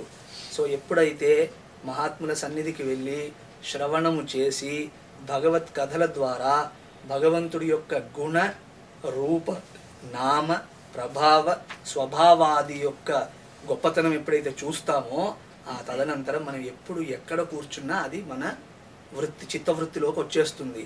ఆ తర్వాత you may Singh about it or you may chant about it, ఏదైనా చేయండి, దాన్ని ఆ కీర్తిని గనక మీ తలలో ధారణ చేసి ఉంటే దానికి కీర్తనం అని పేరు. అంతేగాని పైన నోటితో ఏదో పాడేయడం, ఆ తర్వాత ఆయన యొక్క గుణగానం ఓ లిస్ట్ పాడడం, ఇవి కాదు. ఇది మెకానికాలిటీ. దీనికి మన CD ప్లేయర్స్కి పెద్ద తేడా ఏమి ఉండదు కదండి. కాబట్టి this is always to be remembered in that వే. అయ్యా దీనివల్ల ఏం ఫలం ఉంది? దీనివల్ల పుణ్యం పెరుగుతుంది. అలాగే ఎంత గుణకీర్తనం చేస్తుంటారో మీకు తెలియకుండా తత్సంబంధమైన గుణాలు మీ హృదయంలోకి వస్తాయి. మనం దేని మీద అటెన్షన్ పే చేస్తామో, దేనిని ఎక్కువగా మన నిత్య జీవితంలో వ్యవహారం చేస్తుంటామో, ప్రవర్తిల్లింపజేస్తామో, అది మనకు తెలియకుండా మన హృదయంలోకి వస్తుంది. అలా ఈశ్వర ప్రశంస చేస్తున్నప్పుడు ఆయన గుణములను స్వభావాన్ని ప్రశంసిస్తూ ఉంటాం కాబట్టి అవి మనకు తెలియకుండా మన హృదయంలోకి వచ్చేస్తాయి. ఇన్ఫ్యాక్ట్ మనం ఎదుటివాడిలో దేన్ని మెచ్చుకుంటాము అని ప్రశ్న వేస్తే మనం ఏది కావాలని కోరుకుంటామో దాన్నే మెచ్చుకుంటాం. అంటే ఇది నాకుంటే బాగుండు అని మనకు అనిపించిన వాటన్నింటినీ మనం మెచ్చుకుంటాం. రెండో రకంగా కూడా చెప్పవచ్చు, మనం దేన్ని ఇతరులలో చూసి ప్రశంసిస్తామో అది నాకుంటే బాగుండు అనే కోరిక ఖచ్చితంగా ఉంటుంది. అబ్బా మీ ఇల్లు చాలా బాగుందండి అన్నప్పుడు లోపల ఖచ్చితంగా ఒక కోరిక ఉంటుంది. అది మనకు తెలియవచ్చు, తెలియకపోవచ్చు, ఇలాంటి ఇల్లు నాకు ఉంటే బాగుండు అని అర్థం అది. అలాగే ఈ కారు బాగుందండి అన్నప్పుడు ఇలాంటిది నాకుంటే బాగుండు అనే కోరిక ఉన్నట్టే, లేకపోతే ఇది బాగుంది అనే అవసరం ఏముంది కదండి. సో ఇలాంటిది నాకుంటే బాగుండు అనేది చెప్పకనే చెప్పినట్టు ఎదుటి విషయాన్ని మనం మెచ్చుకున్నప్పుడు. అలా ఈశ్వర గుణ ప్రశంస చేసినప్పుడు మన మనస్సు తెలియకుండానే దాన్ని కోరుకుంటుంది. అలాగే ఆ ప్రశంసా విధానంలోనే అది మన హృదయంలోకి వచ్చి కూర్చుంటుంది. ఈ రెండు కూడా లాభాలు దానివల్ల. అంటే మనకు తెలియకుండానే ఈశ్వరీయమైన వైభవం మన హృదయంలోకి వస్తుంది. ఐశ్వర్యం అనే పదం విన్నారా ఎప్పుడైనా? ఐశ్వర్యము, ఐశ్వర్యం అంటే అర్థం ఏంటండి? డబ్బు అనుకుంటారు, సంపద అనుకుంటారు. కాదు, ఐశ్వర్యము అంటే ఈశ్వరుడికి సంబంధించినది. ఈశ్వరస్య ఇదం ఐశ్వర్యం అంటాం. అంటే that which belongs to Bhagwan is called ఐశ్వర్యం. అలాంటి ఐశ్వర్యం మీ హృదయంలోకి వస్తుంది. దాన్ని అది గనక మన హృదయంలో ఉంటే బయట మనకి ఏ వస్తే వాటికి అలాంటి స్పర్శ లభిస్తూ ఉంటుంది. మన హృదయంలో ఏది ఉంటుందో బయట అదే ఉంటుంది. అంటే the outer is an extension and an expression of the inner అని ఒక సూత్రం ఉంది. అంటే మీరు చూసే జగత్తు మీ లోపల ఎలా ఉంటే అలాగే కనిపిస్తూ ఉంటుంది. యద్భావం తద్భవతి అని సంస్కృతంలో వాక్యం ఉండనే ఉంది. So what ever you encounter out side is but an expression of your own inner things. ఎప్పుడైతే ఈశ్వరీయమైన స్థితి, ఐశ్వర్యము అనబడేది హృదయంలోకి వస్తుందో మీరు జగత్తును చూసినప్పుడు కూడా ఏ విధమైన డిస్టర్బెన్స్గా అనిపించదు. దాంట్లో కూడా అలాంటి ఆనందమే కనిపిస్తుంది. అందుకే మహాత్ములు ఎప్పుడు జగత్తును చూసి భయపడలేదు, ఈ జగత్తు నుంచి దూరం పోవాలనుకోలేదు. అండ్ ఇన్ఫ్యాక్ట్ మనం అంటూ ఉంటాం ఈ మాయా అని. వాళ్ళు మాయను కూడా మంచిదనేస్తారు. In fact maya is very good. మాయ వల్ల ఏమీ చెడు జరగట్లేదు. మనకేంటంటే అదేదో పదం అలా అలవాటైపోయి ఈ మాయలో పడిపోయి ఉన్నామండి ఇలా ఏదో అంటారు. మాయలో పడి ఉండడం ఏంటి? ఎవడైనా మాయలోనే ఉండాలి. మాయ లేకపోతే ఈశ్వరుడే లేడు అసలు. ఇది మళ్ళా వేదాంత పరిచయం, వేదాంత సారంలోకి వెళ్ళాలి. ఇప్పుడు ఆ టాపిక్ తెస్తే తలనొప్పి వస్తుంది. మాయ ఉపాధి ఉంటేనే ఈశ్వరుడు ఉంటాడు, మాయోపాధి లేనిది ఈశ్వరుడు కూడా ఉండడానికి లేదు. సో మాయ చెడుది అనుకోవడం అదొక తప్పుడు ధారణ, తప్పుడు భావన. మాయ చెడేం కాదు, మాయ యొక్క పాత్ర ఉంది కాబట్టి మీకు నాకు ఆధ్యాత్మిక జిజ్ఞాస కలిగింది. అండ్ ఆధ్యాత్మిక పురోభివృద్ధి కూడా మాయలోనే కుదురుతుంది, మాయకు బయట ఏమి ఉండదు. అదృష్టం అవ్యవహార్యం అగ్రాహ్యం లక్షణం అచింత్యం ఏకాత్మ ప్రత్యయసారం ఇలా చెప్తూ వచ్చింది ఉపనిషత్. అదృష్టం అవ్యవహార్యం, అది అక్కడికి వెళ్తూనే ఇంకే వ్యవహారం ఉండదు, మాయను దాటితే వ్యవహారం లేదు. కాబట్టి మాయా అనే దాన్ని మనం చూసి ఏదేదో అంటాం, మహాత్ములు అక్కడ కూడా ఆనందపడతారు. ఇంకా చెప్పాలంటే కొంతమంది మహాత్ముల వాక్యాలు వినాలి. వాళ్ళు ఏమంటారు తెలుసా అండి, మోక్షం మోక్షం అని ఎందుకండి అంత తీవ్రంగా కోరుకోవడం, నేను ఇంకా 1,00,000 సార్లు జన్మించాలన్నా నాకేం సమస్య లేదన్న, ఇంకా 1,00,000 సార్లు పుట్టాల్సి వచ్చినా వాట్ ఈజ్ ద ప్రాబ్లం, పుడదాం. పుట్టకూడదని ఎందుకు అనుకోవాలనుకున్నాను. అదేమిటయ్యా, మేమేమో జన్మరాహిత్యం అని తప్పిస్తూ ఉంటే మీరు అలా ఎందుకు అంటున్నారంటే దీంట్లో ఏం దోషం ఉందని భయపడి మీరు వెళ్ళిపోవాలనుకుంటున్నారంటారు. అంటే వాళ్ళు జగత్తును కూడా ఏదో భయాస్పదమైన స్థానంగా చూడట్లేదు. వారి హృదయంలో ఐశ్వర్యం ఉండడం చేత జగత్తు కూడా ఈశ్వర స్థానంగానే కనిపిస్తుంది, జగత్తు కూడా ఈశ్వరుడి యొక్క విశేషమైన రూపంగానే కనిపిస్తుంది. ఆ రకంగా మనకు విష్ణు సహస్రనామ స్తోత్రంలో అత్యద్భుతంగా చెప్పారు దాన్ని, జగత్తే ఈశ్వరుడు అని చెప్పడానికి. భూః పాదౌ యస్య నాభిర్వ్యదసుర నిలస్సు సూర్యచంద్రౌ చ నేత్రే కర్ణావాసా శిరోద్యౌ ముఖమపి దహనో యస్య వాస్తేయమబ్ధి అంతస్థం యస్య విశ్వం సుర నర ఖగో భోగి గంధర్వ దైత్యై చిత్రం రమ్యతేతం త్రిభువన వపుషం. అంటే భూమి ఆయనకు పాదములు అంటూ వర్ణన చేసినప్పుడు విశ్వరూపం అంతా ఆయనే. కాబట్టి జగత్తు మనల్ని స్ట్రెస్ ఇత్యాదులకు గురి చేస్తుందంటే మన హృదయంలో ఐశ్వర్యము లేకపోవడం చేత. అలాంటి ఐశ్వర్యం ఎలా రావాలంటే ఈశ్వర ప్రశంస చేత మాత్రమే వస్తుంది. సో హరి ప్రశంసనం అనేటువంటిది మనం చేయడం కాదు, మన ద్వారా జరగాలి. అలా జరగాలంటే శ్రవణము చాలా బాగా చేసి ఉండాలి. శ్రవణం ఎంతెంతగా చేస్తుంటారో అంతంతగా ప్రశంస నడుస్తూనే ఉంటుంది. హరి కథ ఎంతెంత వింటారో అంతంతగా ప్రశంస వస్తుంది, అంతంతగా హృదయం ఈశ్వరీయం అవుతుంది. ఈ విషయాన్ని సాధించేందుకు, ఈ విషయంలో మనకు తోడ్పాటును అందించేందుకు ఎన్ని రకాల కథలు మనకు చెప్పారంటే, భగవంతుడి గురించి ఎన్ని కథలు ఉన్నాయండి, బోల్డ్ అని కథలు. హరి అనంత, హరి కథా అనంత్. సో హరి మాత్రమే అనంతుడు కదా, ఆయన కథలు కూడా అన్నీ ఉంటాయి. కొంతమంది అంటారు ఈ కథలన్నీ కల్పితంగా ఉన్నాయండి. కల్పితమైతే చేసేది ఏముంది, అది కల్పితమే అయి ఉండవచ్చును. అయితే ఏమిటి, అక్కడ కథ నిజంగా అయిందా కాలేదా ఇది ప్రయోజనం కాదు, ఆయన గుణమును మనకు తెలియజేసే ప్రయత్నం చేయడం. అందుకే ఎన్ని కథలు. భారతదేశంలో కాశ్మీర్ నుండి కన్యాకుమారి దాకా మీరు ఎక్కడికైనా వెళ్ళండి, ఏదో ఒక దేవుడికి సంబంధించిన కథ ఆ ఊర్లో ఉంటుంది. నేను ఒకసారి వినుకొండ వెళ్ళా గుంటూరులో, అక్కడ అప్పుడప్పుడు ఉపన్యాసాలు అవి చెప్పేవాడిని, కొన్ని ప్రకరణాలు కూడా బోధించాను. ఆ ఊళ్ళో వాళ్ళు నాకు చెప్పారు, ఈ ఊరికి వినుకొండ అని పేరు ఎందుకు వచ్చిందో తెలుసా అండి అన్న. తెలీదు అన్న. అంటే శ్రీరామచంద్రుల వారు ఇక్కడ వచ్చినప్పుడు జటాయువును ఉద్ధరించారు కాబట్టి విన్నకొండ దీని పేరు. అంటే సీతమ్మ వారి జాడ జటాయు చెప్పింది, ఇలా ఇలా రావణుడు తీసుకుపోయాడు ఈ కథంతా. ఆ రకంగా శ్రీరామచంద్రుడు విన్నకొండ, చూసారా, వినుకొండ అయింది. ఇట్లా మీరు ఏ ఊరన్నా వెళ్ళండి, రాముడి గురించో కృష్ణుడి గురించో శివుడి గురించో ఏదో కథ ఉంటుంది. ఇవన్నీ నిజమా అని విచారణ చేయకూడదు. మన ఇంటర్ప్రిటేషన్స్ అన్నీ, మన వ్యవహారం రాంగ్గా ఉంది. విచారణ చేయాల్సిన దగ్గరేమో విచారణ చెయ్యం, విచారణ చేయకూడని చోట బోల్డ్ అంత ఎంక్వైరీ చేస్తుంటాం. అక్కడ ఉద్దేశం ఏమిటి, whether it is true that Rama came there, ఇవన్నీ ఆలోచించకూడదు.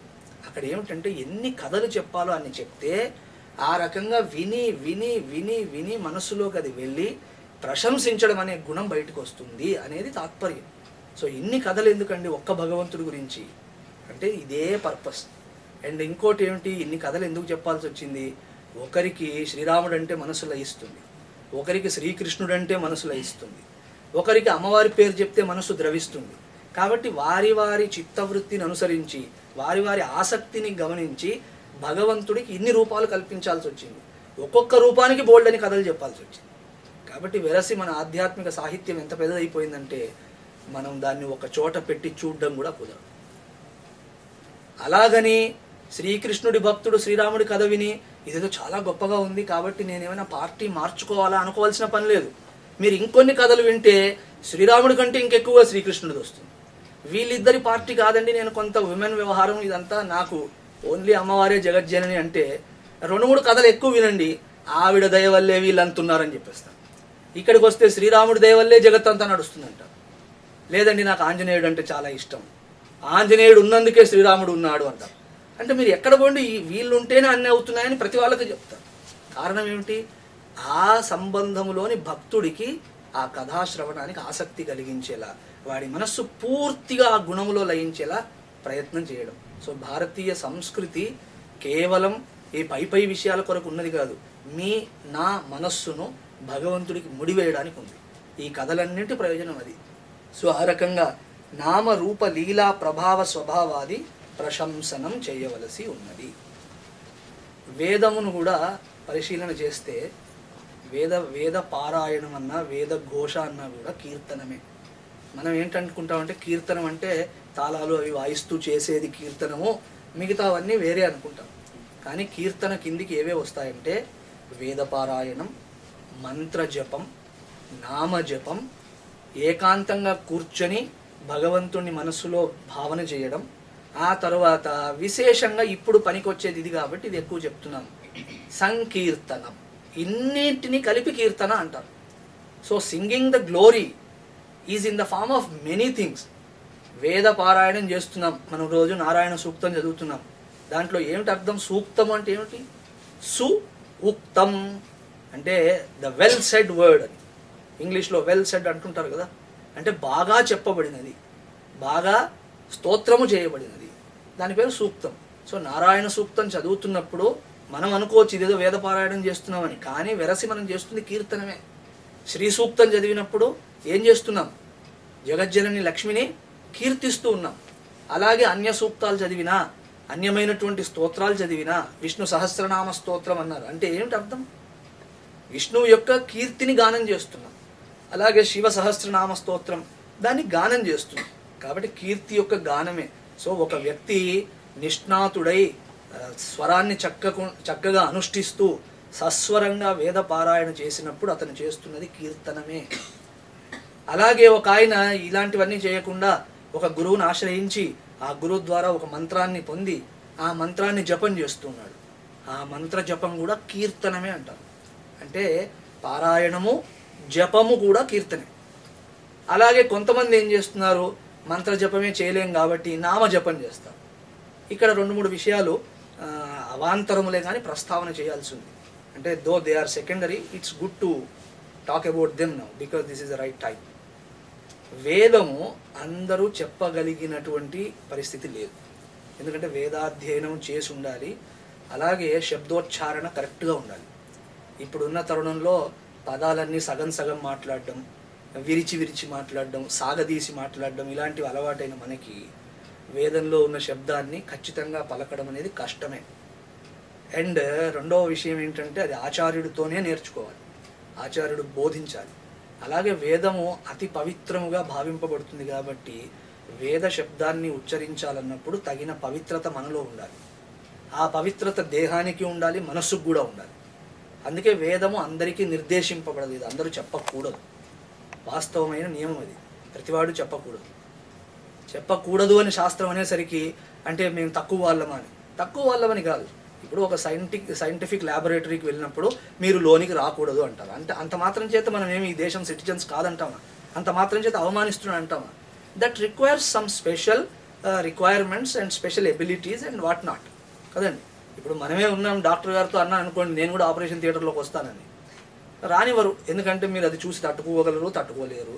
ఆ తర్వాత ఇన్ఫెక్షన్స్ నానా గొడవ ఉంటుందండి. అంటే కొంత అర్హత ఉండాలి దానికి. అలాగే ఒక సైంటిఫిక్ డిఫెన్స్ ల్యాబొరేటరీకి వెళ్తామన్నా లోపలికి రానివ్వరు. అలాగే నేను స్పేస్ స్టేషన్కి వెళ్ళి చూసొస్తానంటే వచ్చేయండి ఇలా జీన్స్ టీషర్ట్ వేసుకొని రండి అంటారా? దానికి స్పెషల్ డ్రెస్సింగ్ వ్యవహారం అంతా ఉంటుంది. సో ఎందుకు అలా పెట్టారు? దాని స్థితి అలాంటిది, దానికి తగినట్టుగా మీరు వెళ్ళాలి. లేకపోతే మీరు ఏదైనా హాని తెచ్చుకునే ప్రమాదం ఉంది. అలా వైదిక శబ్దము చాలా శక్తివంతమైన శబ్దం అయి ఉండడం చేత దానికి కొన్ని నియమాలు ఉన్నాయి, ఆ ప్రకారంగానే చేయాలి దాన్ని. ఆ రకంగా చేయడం అనేది ఇప్పుడున్న తరుణంలో ఏదో 1-2 మనం ప్రతిరోజు పారాయణకు వాడుకుంటున్నాం, అది మంచిదే. కానీ నేను వేదాన్నంతటిని అలా చదివేస్తాననడం సరి అయిన పద్ధతి కాదు. పోనీ మంత్రజపం చేయొచ్చునా? మంత్ర జపానికి కూడా బోల్డ్ నియమం ఉంది. మంత్రమును మనకు మనంగా ఎంచుకోవడానికి వీల్లేదు. ఆచార్యుడు మనకి ఇవ్వాలి మంత్రాన్ని, అంటే గురువు గారు ఇవ్వాలి. ఆ గురువు దగ్గరికి వెళ్ళి మీరు అడగకూడదు నాకు ఈ ఫలాని మంత్రం ఉపదేశించండి అని. ఇవాళ రేపు అడుగుతున్నారు జనం, ఆ గురువు గారు నాకు సో అండ్ సో మంత్రం అంటే ఇష్టం అండి, కానీ ఏదో మొన్న ఈ ప్రేమ సిద్ధార్థ లేని పని తలనొప్పి పెట్టిపోయాడు, అదేదో జపించకూడదంటే ఆచార్యుడు చెప్పందే, మీరు ఇది చెప్పేయండి అంటే ఆయన ఏదో చెప్పేస్తాడు. ఆ తర్వాత మీరు ఏదో 100 రూపాయలు ఆయన చేతిలో పెట్టి నమస్కారం అయ్యా మీరు బోధించినట్టే కదా చెప్పాను, ఇంక నేను జపం చేసుకోవచ్చు కదా చేసుకోవచ్చు. ఇలా కాదు, మీకు ఏ మంత్రం ఇవ్వాలో ఆచార్యుడు నిర్ణయించాలి, అంతేగాని మీ డెసిషన్ కాదు. గురువు దగ్గరికి వెళ్ళి నాకు ఈ మంత్రం ఇవ్వండి అంటే ఎలాంటిదంటే డాక్టర్ దగ్గరికి వెళ్ళి ఆ డాక్టర్ గారు నాకు ఈ మెడిసిన్ ఇవ్వండి అనడం లాంటిది. మీరు ఎలా అడుగుతారో ఆయన చెప్పాలి కానీ కదండి. మనం అడిగితే ఇచ్చాడే అనుకోండి ఆ డాక్టర్ మన మీద ప్రేమతో, మనం ఏదో పిచ్చి మెడిసిన్ అడిగితే అలాగే ఇస్తే తర్వాత ఏమవుతుంది?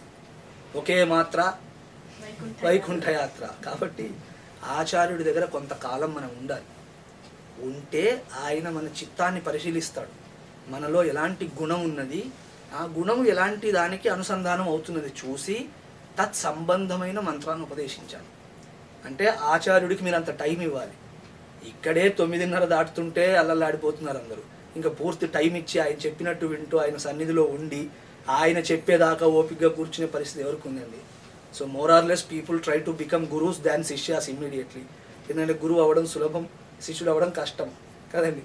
ఆ పరిస్థితుల్లో ఎక్కడ చేస్తాం? అండ్ మంత్రాన్ని స్వీకరించాక దానికి ప్రతీది అనుష్ఠానానికి ప్రతీది నియమమే ఉంటుంది. ఆ నియమ భంగమైనా కూడా మంత్రము స్వీకరించినది తప్పు కిందే లెక్క, దోషమే అది. కాబట్టి అది కూడా కొంత సాధన అనేటువంటిది కొంత కఠినమైన వ్యవహారమే. Unless you have total commitment it is not going to help. And ఎవరైనా మీ ఊళ్ళోకి వచ్చి నేను మంత్ర దీక్ష ఇస్తాను ఎల్లుండి పొద్దున్నే అందరూ స్నానం చేసి రండి అంటే బెటర్ మీరు కేర్ఫుల్గా ఉండండి. ఎందుకంటే ఆ హడావిడిలో 4 వెళ్తున్నారు కదా అని మనం కూడా ఉత్సాహంగా వెళ్తాం, తర్వాత ఆ మంత్రం జపించము, 2 రోజులు అయిన తర్వాత 2 రోజులు బాధపడతాం, 3వ రోజు చేయలేకపోతున్నామే, మళ్ళా కొత్తగా న్యూ గిల్ట్ విల్ కమ్. మళ్ళా ప్రపంచంలో గిల్టే, ఇక్కడ గిల్టే, ఇంకేంటండి మనం పెట్టుకునే నగలు గిల్టే, మన మనసు గిల్టే, మన అన్నీ గిల్ట్ అయితే ఎలా కదండి. సో అలాంటివి ఏవి చేయకూడదు. మరి ఏంటండి అది కూడా చేయొద్దు ఇది కూడా చేయొద్దు అంటున్నారు, మరి ఏం చేయాలి? నామ జపం ఎక్కడా మనల్ని శాస్త్రం వదిలిపెట్టదు. అండ్ విశేషం చూడండి, వేద పారాయణం చేత ఏ ఫలం వస్తుందో, మంత్రజపం చేత ఏ ఫలం వస్తుందో, నామజపం వల్ల కూడా అదే ఫలం వస్తుంది. మంత్రములో ఏం చేస్తామంటే నామమే ప్రధానం.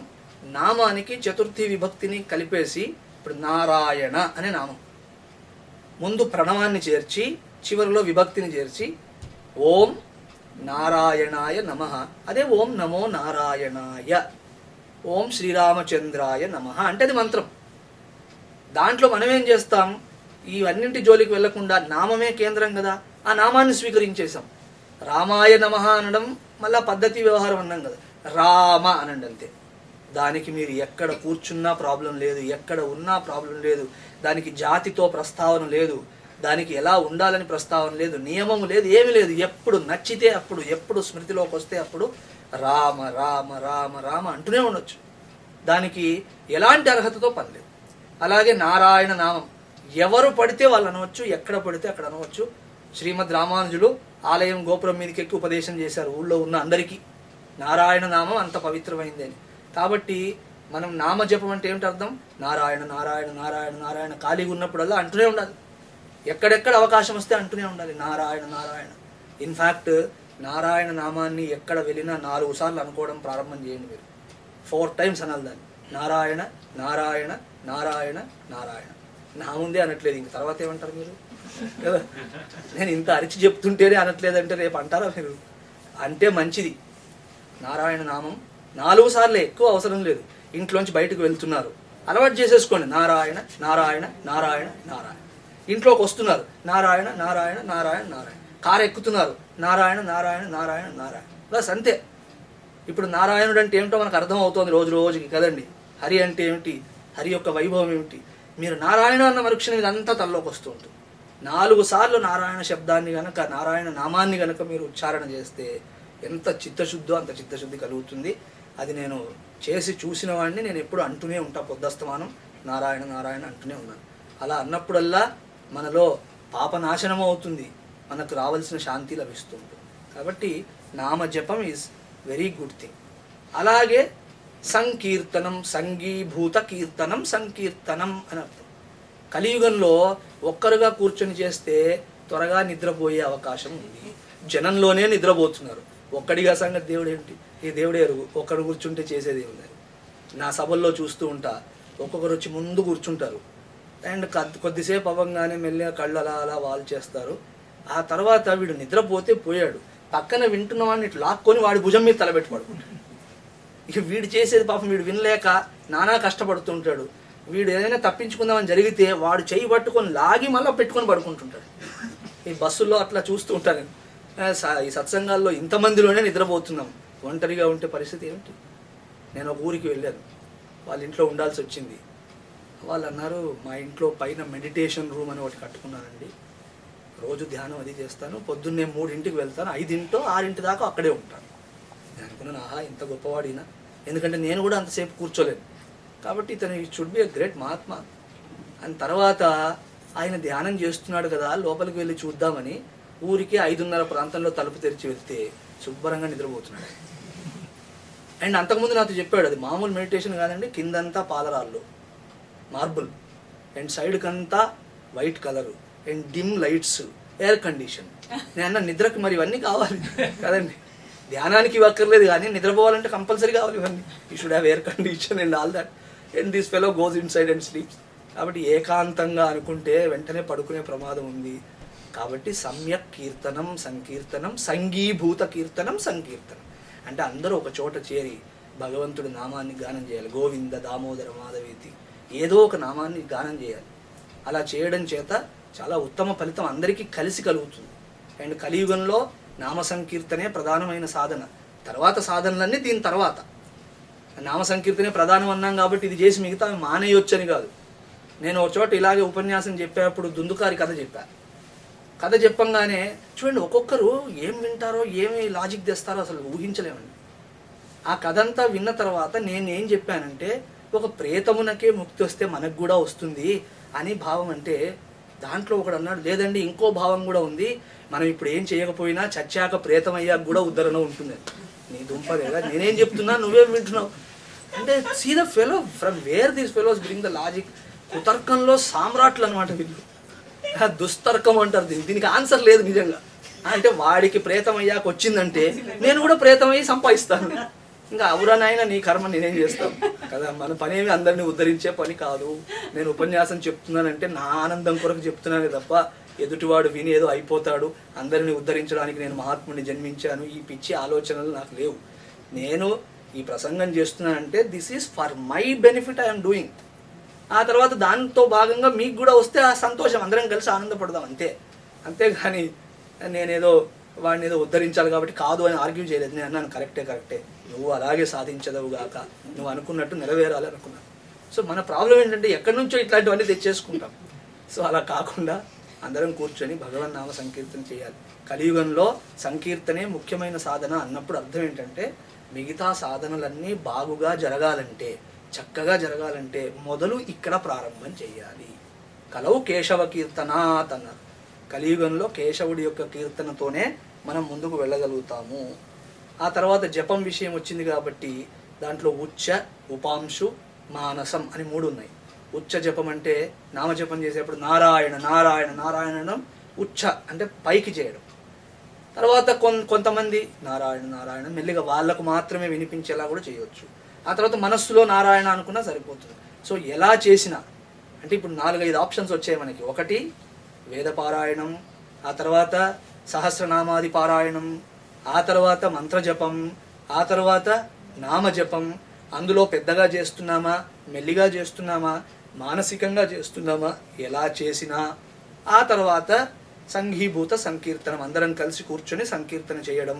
ఇవన్నీ కలిపి కీర్తనా భక్తికి మార్గములుగా ఉన్నాయి, కీర్తనా భక్తిలోని అంశాలు. దీంట్లో మనకి ఏది కుదిరితే అది చేయవచ్చు. అంతేగాని మేము భజన చేస్తాం, ఆయన ఏదో మంత్రజపం చేసుకుంటాడో ఆయన ఏమిటండి అనొద్దు. అలాగే అలా చేసేవాడు నేను ఏకాంతంలో భగవంతుడి దగ్గర అవుతున్నాను, వీళ్ళంతా ఏమిటండి గుంపుగా చేరి ఊరికే అరుస్తూ ఉంటారు పాటలు పద్యాలు అని అంటే, వాడు ఇలా అనకూడదు. ఎవరి మార్గం వారిది. వెరసి ఏ మార్గంతో భగవంతుడి దగ్గరికి వెళ్తామంటే, ఏ మార్గమైనా ఖచ్చితంగా చేస్తే భగవంతుడి దగ్గరికి వెళ్తాం. అంతేగాని ఈ మార్గమే అని చెప్పడానికి లేదు. ఈశ్వరీయమైనటువంటి ఆ ఐశ్వర్యాన్ని మన హృదయంలో స్థాపించుకోవడానికి ఏ మార్గం శ్రేష్టం? ఏ మార్గమైనా సరే చిత్తశుద్ధితో నిష్ఠతో చేస్తే అదే శ్రేష్టం. ఆ రకంగా కీర్తనా భక్తిని మనకి ఇక్కడ ప్రబోధం చేశారు. సర్వత్ర సర్వకాలే హరికీర్తనం అన్నారు. అంటే నామజపం ఎప్పుడైనా ఎక్కడైనా చేయవచ్చు. దానికి ఏ విధమైన నియమం పెట్టుకోక్కర్లేదు. మా ఇంట్లో ఏదో ఈ పరిస్థితి కలిగింది, ఆ తర్వాత ఎవరో మరణించారు, ఆ సమయంలో ఈశ్వరుని పూజించడం ఇట్లే అని చేయం. ఆ టైంలో చేయవచ్చా? ఎస్, చేయవచ్చు. ఎప్పుడు చేయాలంటే ఇంకా సర్వే అన్నప్పుడు ఇంకా దాంట్లో క్వశ్చన్ లేదు.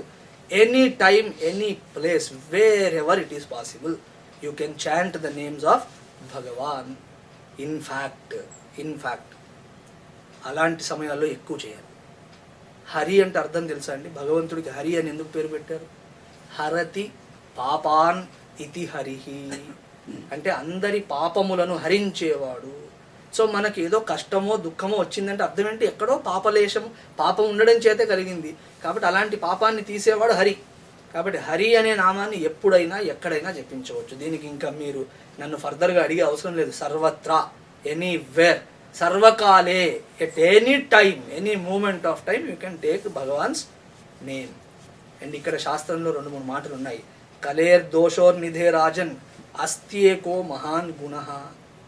అయ్యా, కలియుగం అనేటువంటిది చాలా కఠినమైన యుగం. కలి అనేటువంటి దోషముల యొక్క నిధి ఇది. అండ్ కలి అంటే జనరల్గా మీనింగ్ ఏంటంటే ఫైటింగ్ అని అర్థం. కలి అంటే ఫైటింగ్. అందుకే కలియుగంలో చూడండి ఫైటింగ్ ఎక్కడెక్కడ ఉంది. దేశానికి మధ్యలో ఏముందండి? ఫ్రెండ్షిప్ ఉందా? ఫ్రెండ్షిప్ అనే కవర్లో ఉండేది ఫైటింగ్. వాస్తవానికి 2 దేశాలు మైత్రి సలుపుతున్నాయంటే అర్థం ఏంటంటే లోపల ఏదో ఎజెండా ఉంది అని అర్థం. దాదాపుగా శత్రుత్వమే. అలాగే మిత్రుడికి మధ్యలో ఏముందండి? ఫైటింగ్. అలాగే అన్నదమ్ముల మధ్య చెప్పే అవసరమే లేదు. ఇదైతే ఏ కోర్టులోకి వెళ్ళినా 90 కేసులు అన్నదమ్ముల కేసులే ఉంటాయి, ఫైటింగ్. అండ్ లాస్ట్కి భార్యాభర్తల మధ్యలో ఏముంటుంది? ఫైటింగ్, అంతే. ఒక కపుల్ ఎవరో 25th యానివర్సరీ చేసుకుంటున్నారు. ఆ సమయంలో అందరినీ పిలిచారు. యంగ్స్టర్స్ బాగా వచ్చారు. దాన్ని వాళ్ళకి అనిపించింది వీళ్ళు 25 ఏళ్ళు బాగున్నారంటే ఆ రహస్యం మనకు కూడా తెలిస్తే బాగుండు అని ఏదో గెట్ టుగెదర్ పెట్టి లాస్ట్కి Q&A. దాంట్లో ఒక పిల్లోడు లేచి అడిగారు, సార్ మీరు 25 ఏళ్ళు ఇంత అన్యోన్యంగా కలిసిమెలిసి ఉన్నారు, అండ్ ఆ భర్త ఊరుకోకుండా ఓ స్టేట్మెంట్ ఇచ్చాడు, 25 ఏళ్ళలో మాకు గొడవలే రాలేదు. ఇంకా దట్స్ ఎ మిరకిల్ అండి. ఇంకా 25 ఏళ్లలో మాకు ఫైటింగ్ అవ్వలేదంటే మామూలు విషయం అయితే కాదు. నా ప్రకారం this is the wonder of the world అండి. కాబట్టి ఆ పిల్లలకు ఉత్సాహం వచ్చింది, ఎలా కుదురుతుందని. Sir would you please explain to me, to all of us, that how could you do like this? మీకు అసలు గొడవలే రాకుండా ఎలా ఉండగలిగారు? ఆ టెక్నిక్ మాకు బోధించండి. ఆ 25th యానివర్సరీ చేసుకునే భర్త అంటున్నాడు, ఏం లేదండి, మేము మొదటి రోజే ఒక ఒడంబడిక చేసుకున్నాం. ఏమిటని? ఎప్పుడైనా మన ఇద్దరి మధ్యలో భేదాభిప్రాయాలు వస్తే నువ్వు బెడ్రూమ్లో పడుకో, నేను వరండాలో పడుకుంటా. ఇంకా మనం దాని గురించి ఏం డిస్కస్ చేయొద్దు. భేదాభిప్రాయం వచ్చింది అన్న మరుక్షణం నువ్వు ఆ లోపల పడుకో, నేను ఇంటి బయటకు వచ్చి పడుకుంటాను. Wow, this appears sounds good. కానీ ఇంకో తుంటరి వేద ఉన్నాడు, వాళ్ళు లేచి అడిగాడు, సార్ ఇలా మీరు ఎన్నిసార్లు వరండాలో పడుకుంటున్నారు? మొదటి రాత్రి తప్ప ఇప్పుడు దాకా వరండాలోనే పడుకుంటున్నారు. ఇన్ఫాక్ట్ ఇవాళ కూడా వరండాకే వెళ్తున్నాను. ఎందుకు? మళ్ళీ ఆ ఇష్యూ ఏదో పార్టీలో ఏదో గొడవ వచ్చింది, వెంటనే వరండా. సో ఇదే మీ సఖ్యత. That means it's fighting going on and on. So ఆ రకంగా భార్యాభర్తల మధ్య యుద్ధం, ఫైటింగ్ అంటే ఏదో కొట్టుకోమని కాదు, ఏదో కలహం, పిల్లల మధ్య కలహం, అన్నదమ్ముల మధ్య కలహం, దేశాల మధ్య కలహం. కలియుగానికి లక్షణం అది. కలి అంటేనే ఫైటింగ్, అంతే. Some or the other fight goes on and on. ఇంకా గమ్మత్తు చెప్పాలా, మనతో మనకే కలహం. దిస్ ఈజ్ ద తారాస్థాయి. వేరే వాళ్ళతో ఫైటింగ్ అన్నా సరే, మనకు నచ్చలేదు కాబట్టి ఫైట్ చేసాం, that's okay, acceptable and sounds logic. But you fight with your own self అంటే ఎంత సిజోఫ్రెనిక్గా తయారైపోతున్నామంటే మనతో మనం ఫైటింగ్, ఇంకేం చెప్తామండి. కాబట్టి అలాంటి కలియుగంలో, అశాంతిమయమైనటువంటి కలియుగంలో, కలే దోషోర్నిధే రాజన్ అస్తి ఏకో మహాన్ గుణ, ఒక్కటి మాత్రం గొప్ప గుణం ఉంది ఈ యుగం. సో అన్నీ చెడు అంటున్నాం కానీ అలాగని అన్నీ చెడు కాదు. There is one great benefit if one is born in Kaliyuga. ఏమిటదంటే కీర్తనాదేవ కృష్ణస్య, ఈ భగవంతుడి కీర్తన మాత్రము చేత, ఆయన గుణాన్ని మనం మన హృదయంలో నాటుకొని దాన్ని ప్రశంసించడం మాత్రం చేత ముక్త సంగ పరం వ్రజేత్. ముక్త సంగ అంటే సమస్త సంగముల నుండి విడిపడతాడు. సంగము అంటే రిలేషన్ అని పెట్టకూడదు ఇక్కడ అర్థం. సంగము అంటే attachment. So being in a relationship is different and getting hook to a relationship is different. Attachment ఉన్న రిలేషన్షిప్లో సుఖం ఉండదు. ఎక్కడ అండర్స్టాండింగ్ ఉంటుందో అక్కడ సుఖం తప్ప అటాచ్మెంట్లో సుఖం రాదు. ఎందుకంటే attachment is the another name of exploitation. ఎదుటివాడిని ఎక్స్ప్లాయిట్ చేయడానికి ఉన్న పేరు ఏంటంటే అటాచ్మెంట్ అంటాం. అటాచ్మెంట్ ఉన్నప్పుడు ఎక్స్ప్లాయిటేషన్ అనేది జరుగుతూనే ఉంటుంది. ఎదుటివాడిని శోషణ అనేటువంటిది దాంట్లో ఉంటుంది. వేరాజ్ రిలేషన్షిప్లో చేయాల్సింది ఏమిటి? In any relationship you should always thrive to perform your responsibility. ఇది రిలేషన్షిప్ సక్సెస్ అవ్వడానికి ఒకే ఒక్క గొప్పదైనటువంటి గుర్తు, గొప్పదైన మార్గం ఏంటంటే, ఏ రిలేషన్షిప్ అయినా కావచ్చు కాక, మనం వాడిని శోషింపజేయడం లేదా వీడిని శోషింపజేయడం పెట్టుకోకుండా ఆ రిలేషన్షిప్లో నా రెస్పాన్సిబిలిటీ ఏమిటో అది మాత్రం చేసి గనక ఉంటే ఆ రిలేషన్షిప్ నిలబడుతుంది. కానీ అటాచ్మెంట్ ఉన్న చోట మన రెస్పాన్సిబిలిటీ మీద మన దృష్టి ఉండదు, మన రైట్స్ మీద దృష్టి ఉంటుంది. నేను ఇలా ఉంటే నాకు ఇది కావాలి కాబట్టి ఇలా ఉండాల్సిందే. అండ్ దాంట్లో ఒక్కోసారి ఏమనిపిస్తుంది, మనం బాగా కోరుకుంటాం కాబట్టి ఇది నేను చాలా మామూలుదే అడిగానే అనేది కూడా వచ్చేస్తుంది. మనం అడిగినవన్నీ మామూలు, ఎదుటివాడు అడిగి పెద్దవి. అలా మన కంటిలో పడితే అది నలక, ఎదుటివాడిలో ఉంటే దూలం, అలా అవుతుంది. సో ఈ పరిస్థితిలో ఉంటాం కాబట్టి ఆ attachment is always a source of sorrow. కాబట్టి ఏదో రకంగా అది అవుతుంటుంది. కానీ మనం ఏం చేయాలి? మన కర్తవ్యమే నిర్వర్తించాలి. మన రెస్పాన్సిబిలిటీ మీద మనకు శ్రద్ధ ఉండాలి. సో ఈ ముక్త సంగ అన్నప్పుడు అన్నీ వదిలేస్తాడని కాదు, అన్నింటి యందు ఉన్న ఆ కన్ఫ్యూజన్ని వదిలేస్తాడు. సంగము తొలగుతుంది. పరం అంటే ఏమిటండి? మోక్షం అని అర్థం. పరం వ్రజేత్ అంటే మోక్ష పర్యంతము యాత్ర సాగుతుంది. అంటే మిగతా సాధనలన్నీ సమయానుకూలంగా అర్హతను అనుసరిస్తూ వాటికవే వచ్చేస్తూ ఉంటాయి. సో కీర్తనాదేవ కృష్ణస్య, శ్రీకృష్ణుడి యొక్క కీర్తన మాత్రం చేత తర్వాత రావాల్సినవన్నీ వస్తాయి.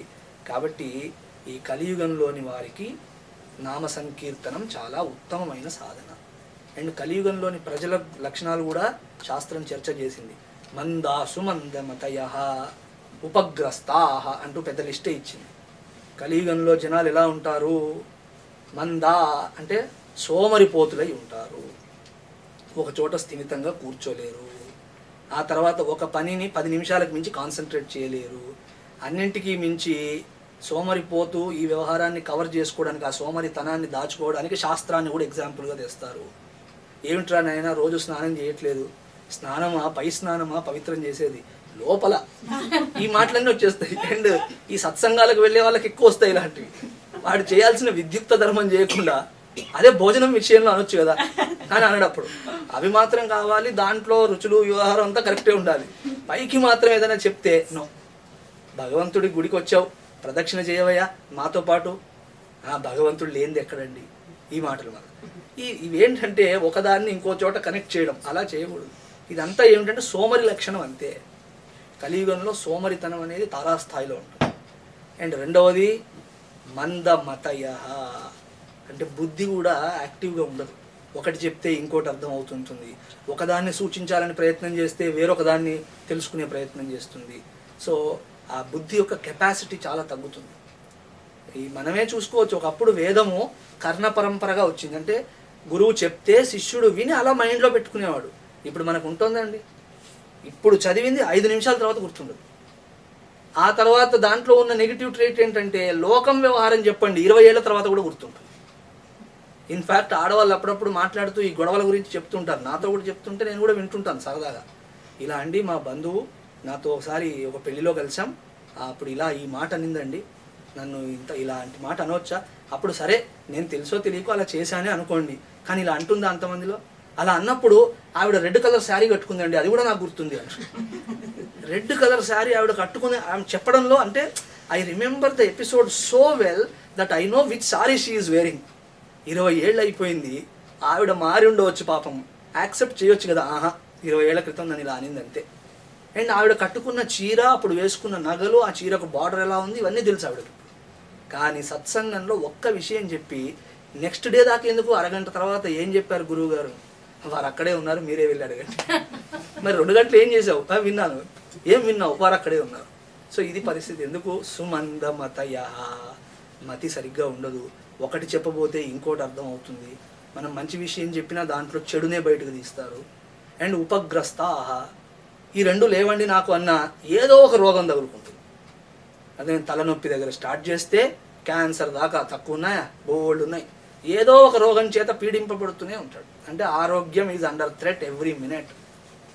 సో వాడి కర్మను చూస్తే సోమరిపోదు, బుద్ధిని చూస్తే మందమతి, శరీరాన్ని చూస్తే రోగగ్రస్తం. ఇలాంటి వాడికి మీరు ఏదైనా గట్టి సాధన చెప్తే ఎంతకాలం చేయగలడు? వేదాంత విచారణ అంటే బుద్ధి ఎంత షార్ప్గా ఉండాలి అక్కడ. కాబట్టి ఏదైనా చెప్పినా వాడికి అర్థం కాదు. అరే నాయన నువ్వే బ్రహ్మానివి అని బోధించినా కూడా వాడి కన్క్లూజన్ ఏంటి తెలుసా, చివరికి I am Brahman, who the hell are you అంటాడు. అరే once you said I am Brahman, everything is included, but he still sees the other and who the hell are you. అట్లా ఈ మాదిరి అవుతుంది. ఎందుకు, బుద్ధి స్వీకరించలేదు. అండ్ శాస్త్రాన్ని విడమర్చి చెప్పే ప్రయత్నం చేసిన కాంట్రడిక్షన్స్ని రిజాల్వ్ చేసుకోలేడు. ఇలాంటివన్నీ ఉంటాయి. దేహాన్ని ఎక్కువసేపు కూర్చోబెడితే కష్టం, నిలబెడితే కష్టం, ఏది చెప్పినా శరీరానికి కష్టమే. సో సత్సంగానికి వస్తూ 1.5 గంటల కూర్చోవాలి, కూర్చోలేరు.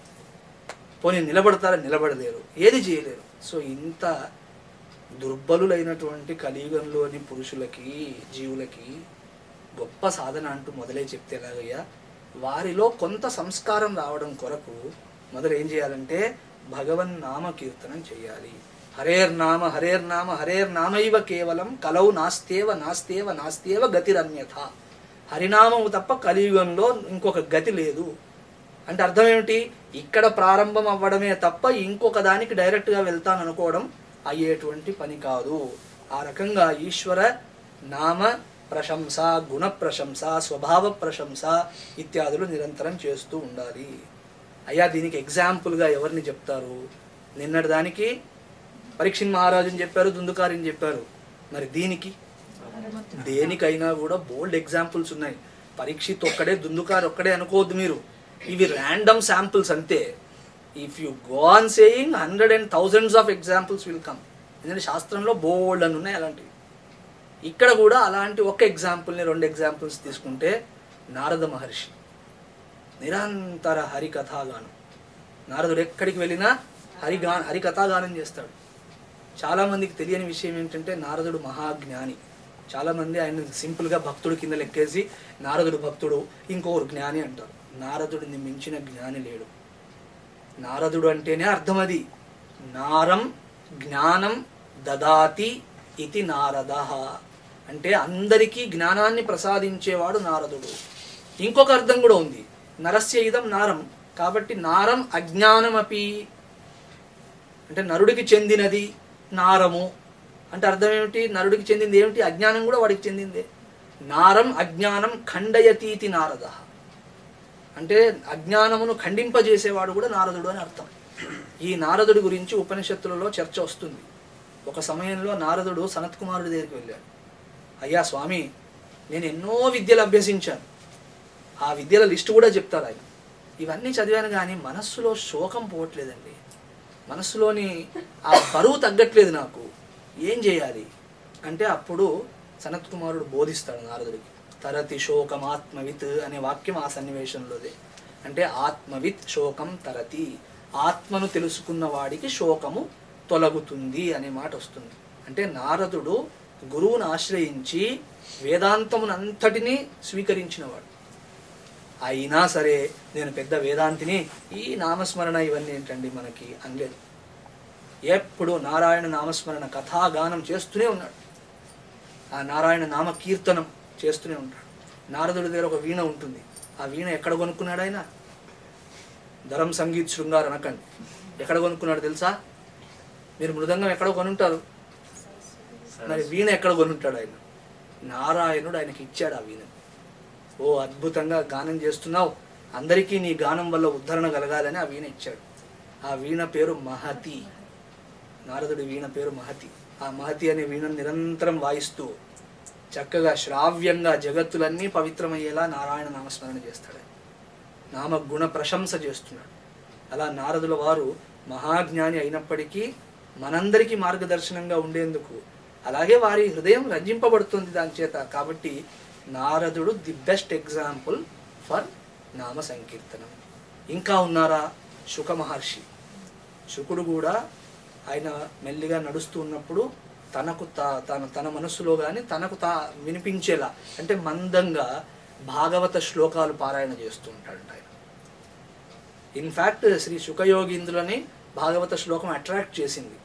అప్పుడు ఇల్లు వదిలి వెళ్ళిన వాడు మళ్ళా తండ్రి దగ్గరికి వచ్చి నాకు భాగవతం బోధించు అని కూర్చొని వ్యాసుల వారి దగ్గర భాగవత శ్రవణం చేసి ఆ తదనంతరం మళ్ళా పరీక్షిత్తుకు బోధించారు. ఇది మీకు తెలిసిందే. శుకుడు కూడా నిరంతరం నారాయణ నారాయణ అనుకుంటుంటాడు. అలాగే నిరంతరం భాగవతంలోని శ్లోకాలను చదువుతూ ఉంటాడు. అంటే ఆయన కూడా కీర్తనం నిరంతరం చేస్తున్నట్టే. అలాగే సనక సనందన సనత్కుమార సనత్సుజాతులని 4 మహాత్ములు ఉన్నారు. బ్రహ్మ మానసపుత్రులు వారు.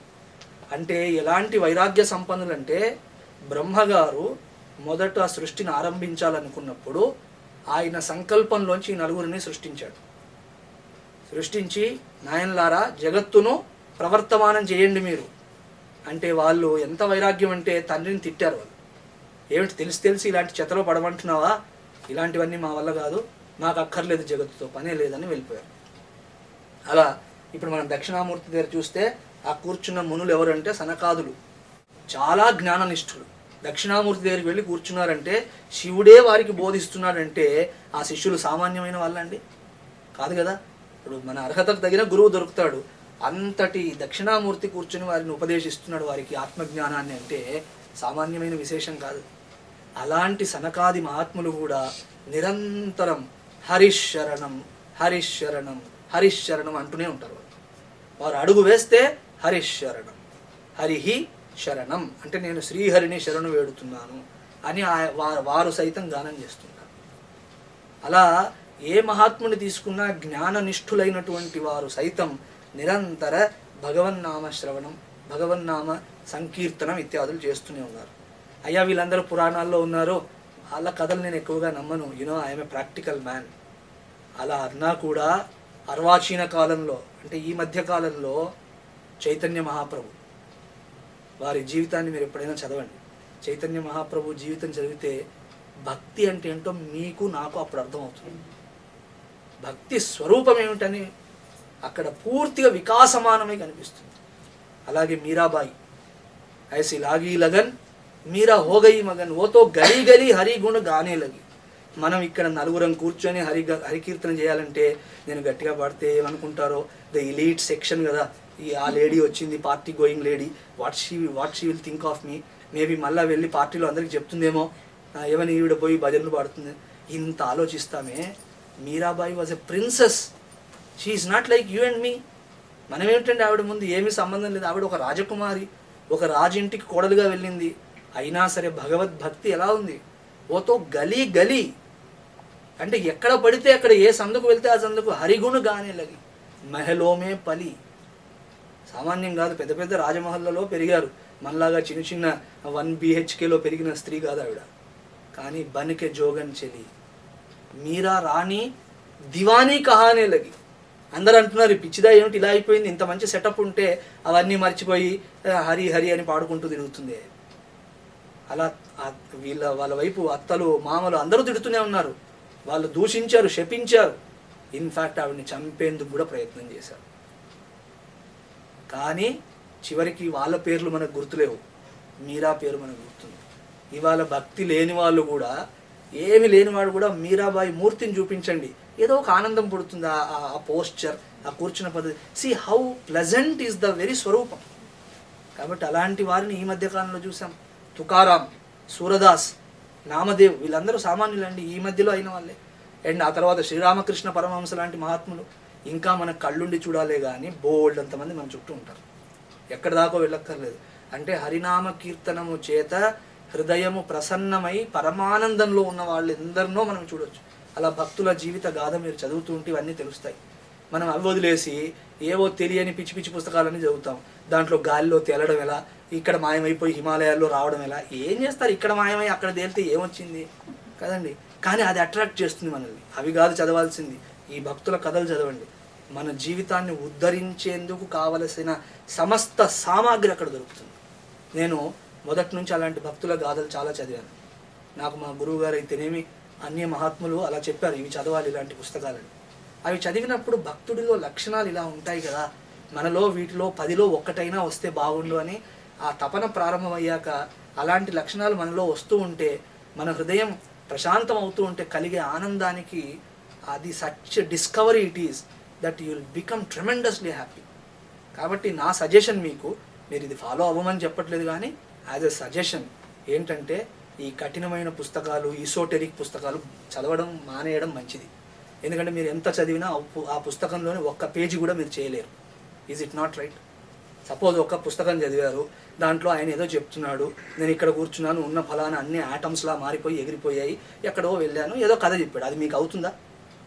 ఆయన చెప్పింది నిజమో కాదో తర్వాత వదిలిపెడదాం, మీకు అయ్యిందా ఎప్పుడన్నా? అవ్వగలుగుతుందా? అది అవ్వదు. కానీ అదే ఒక భక్త తుకారాం జీవితాన్ని మీరు చూడండి. He walks like you, he talks like you, he is just like you, at he radiates such divinity that అది చూడంగానే మనకు అది సాధ్యం అవుతుంది అనిపిస్తుంది. ఇన్ఫ్యాక్ట్ ఆయన చెప్పిన ఒక మాట పట్టుకొని మీరు నడవండి, 4 రోజుల్లో మీకే తేడా తెలుస్తుంది. కాబట్టి మన వల్ల కాని పుస్తకాలు, ఈ ఆకాశ మార్గాలు, అక్కడి నుంచి ఏదో కమ్యూనికేషన్స్, ఇవన్నీ ఎందుకండి? టెలికమ్యూనికేషన్ సబ్జెక్ట్ వేరేది ఉంది, వాళ్ళు చూసుకుంటారు, మనకెందుకు అవన్నీ? మనకు కావాల్సింది మన హృదయంలో భక్తి రావాలి మొదలు, ఆ తర్వాత అవన్నీ వస్తాయి రావు తర్వాత విషయం. And always this is the problem with a human being. Why he wants to be a super man? I don't understand. ప్రతివాడు ఈ పుస్తకాలు చదివే వాళ్ళందరి తాపత్రయం ఒకటే, he wants to be a super man. గోడ అవతల ఏం జరుగుతుందో నాకు తెలియాలి, అలాగే నాకు ఏదో సిద్ధి రావాలి. ఏం చేసుకుంటారు ఆ సిద్ధులతో? వచ్చేదేమో. సిద్ధులు లేకుండానే సంసారంలో ఇంత కూరుకుపోయి ఏడుస్తుంటే అవన్నీ తెచ్చుకొని ఇంకా ఎందుకు కూరుకుపోవడం కదండి? ఏమీ లేకపోతేనే అజ్ఞానం ఇంత పట్టుకుంది మనల్ని.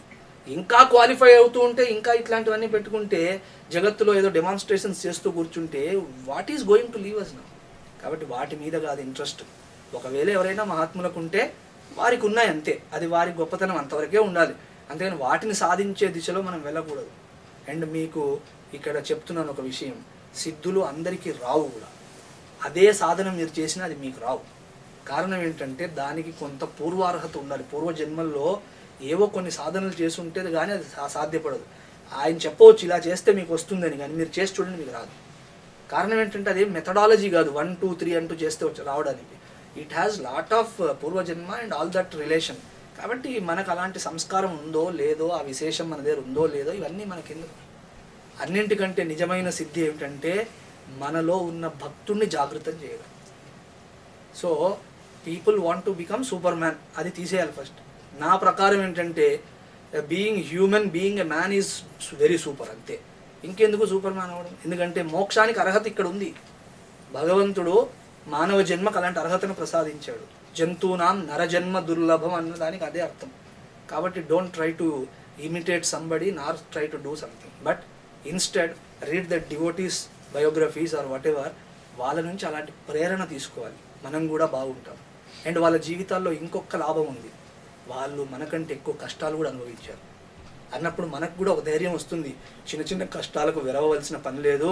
ఆ మహాత్ముడు ఎలాగైతే ఇన్ని కష్టాల్లో ఈశ్వర నామం సహాయం చేత దాటగలిగాడో, నేను కూడా అలా దాటగలననే ఉత్సాహం మనకు వస్తుంది. కాబట్టి అలాంటి వాటిని ఆశ్రయించడం సర్వ విధాల శ్రేయస్సు అనేటువంటిది నా భావన. మీకు అది నచ్చితే స్వీకరించండి, లేదా కొన్ని రోజులు చదివి చూడండి.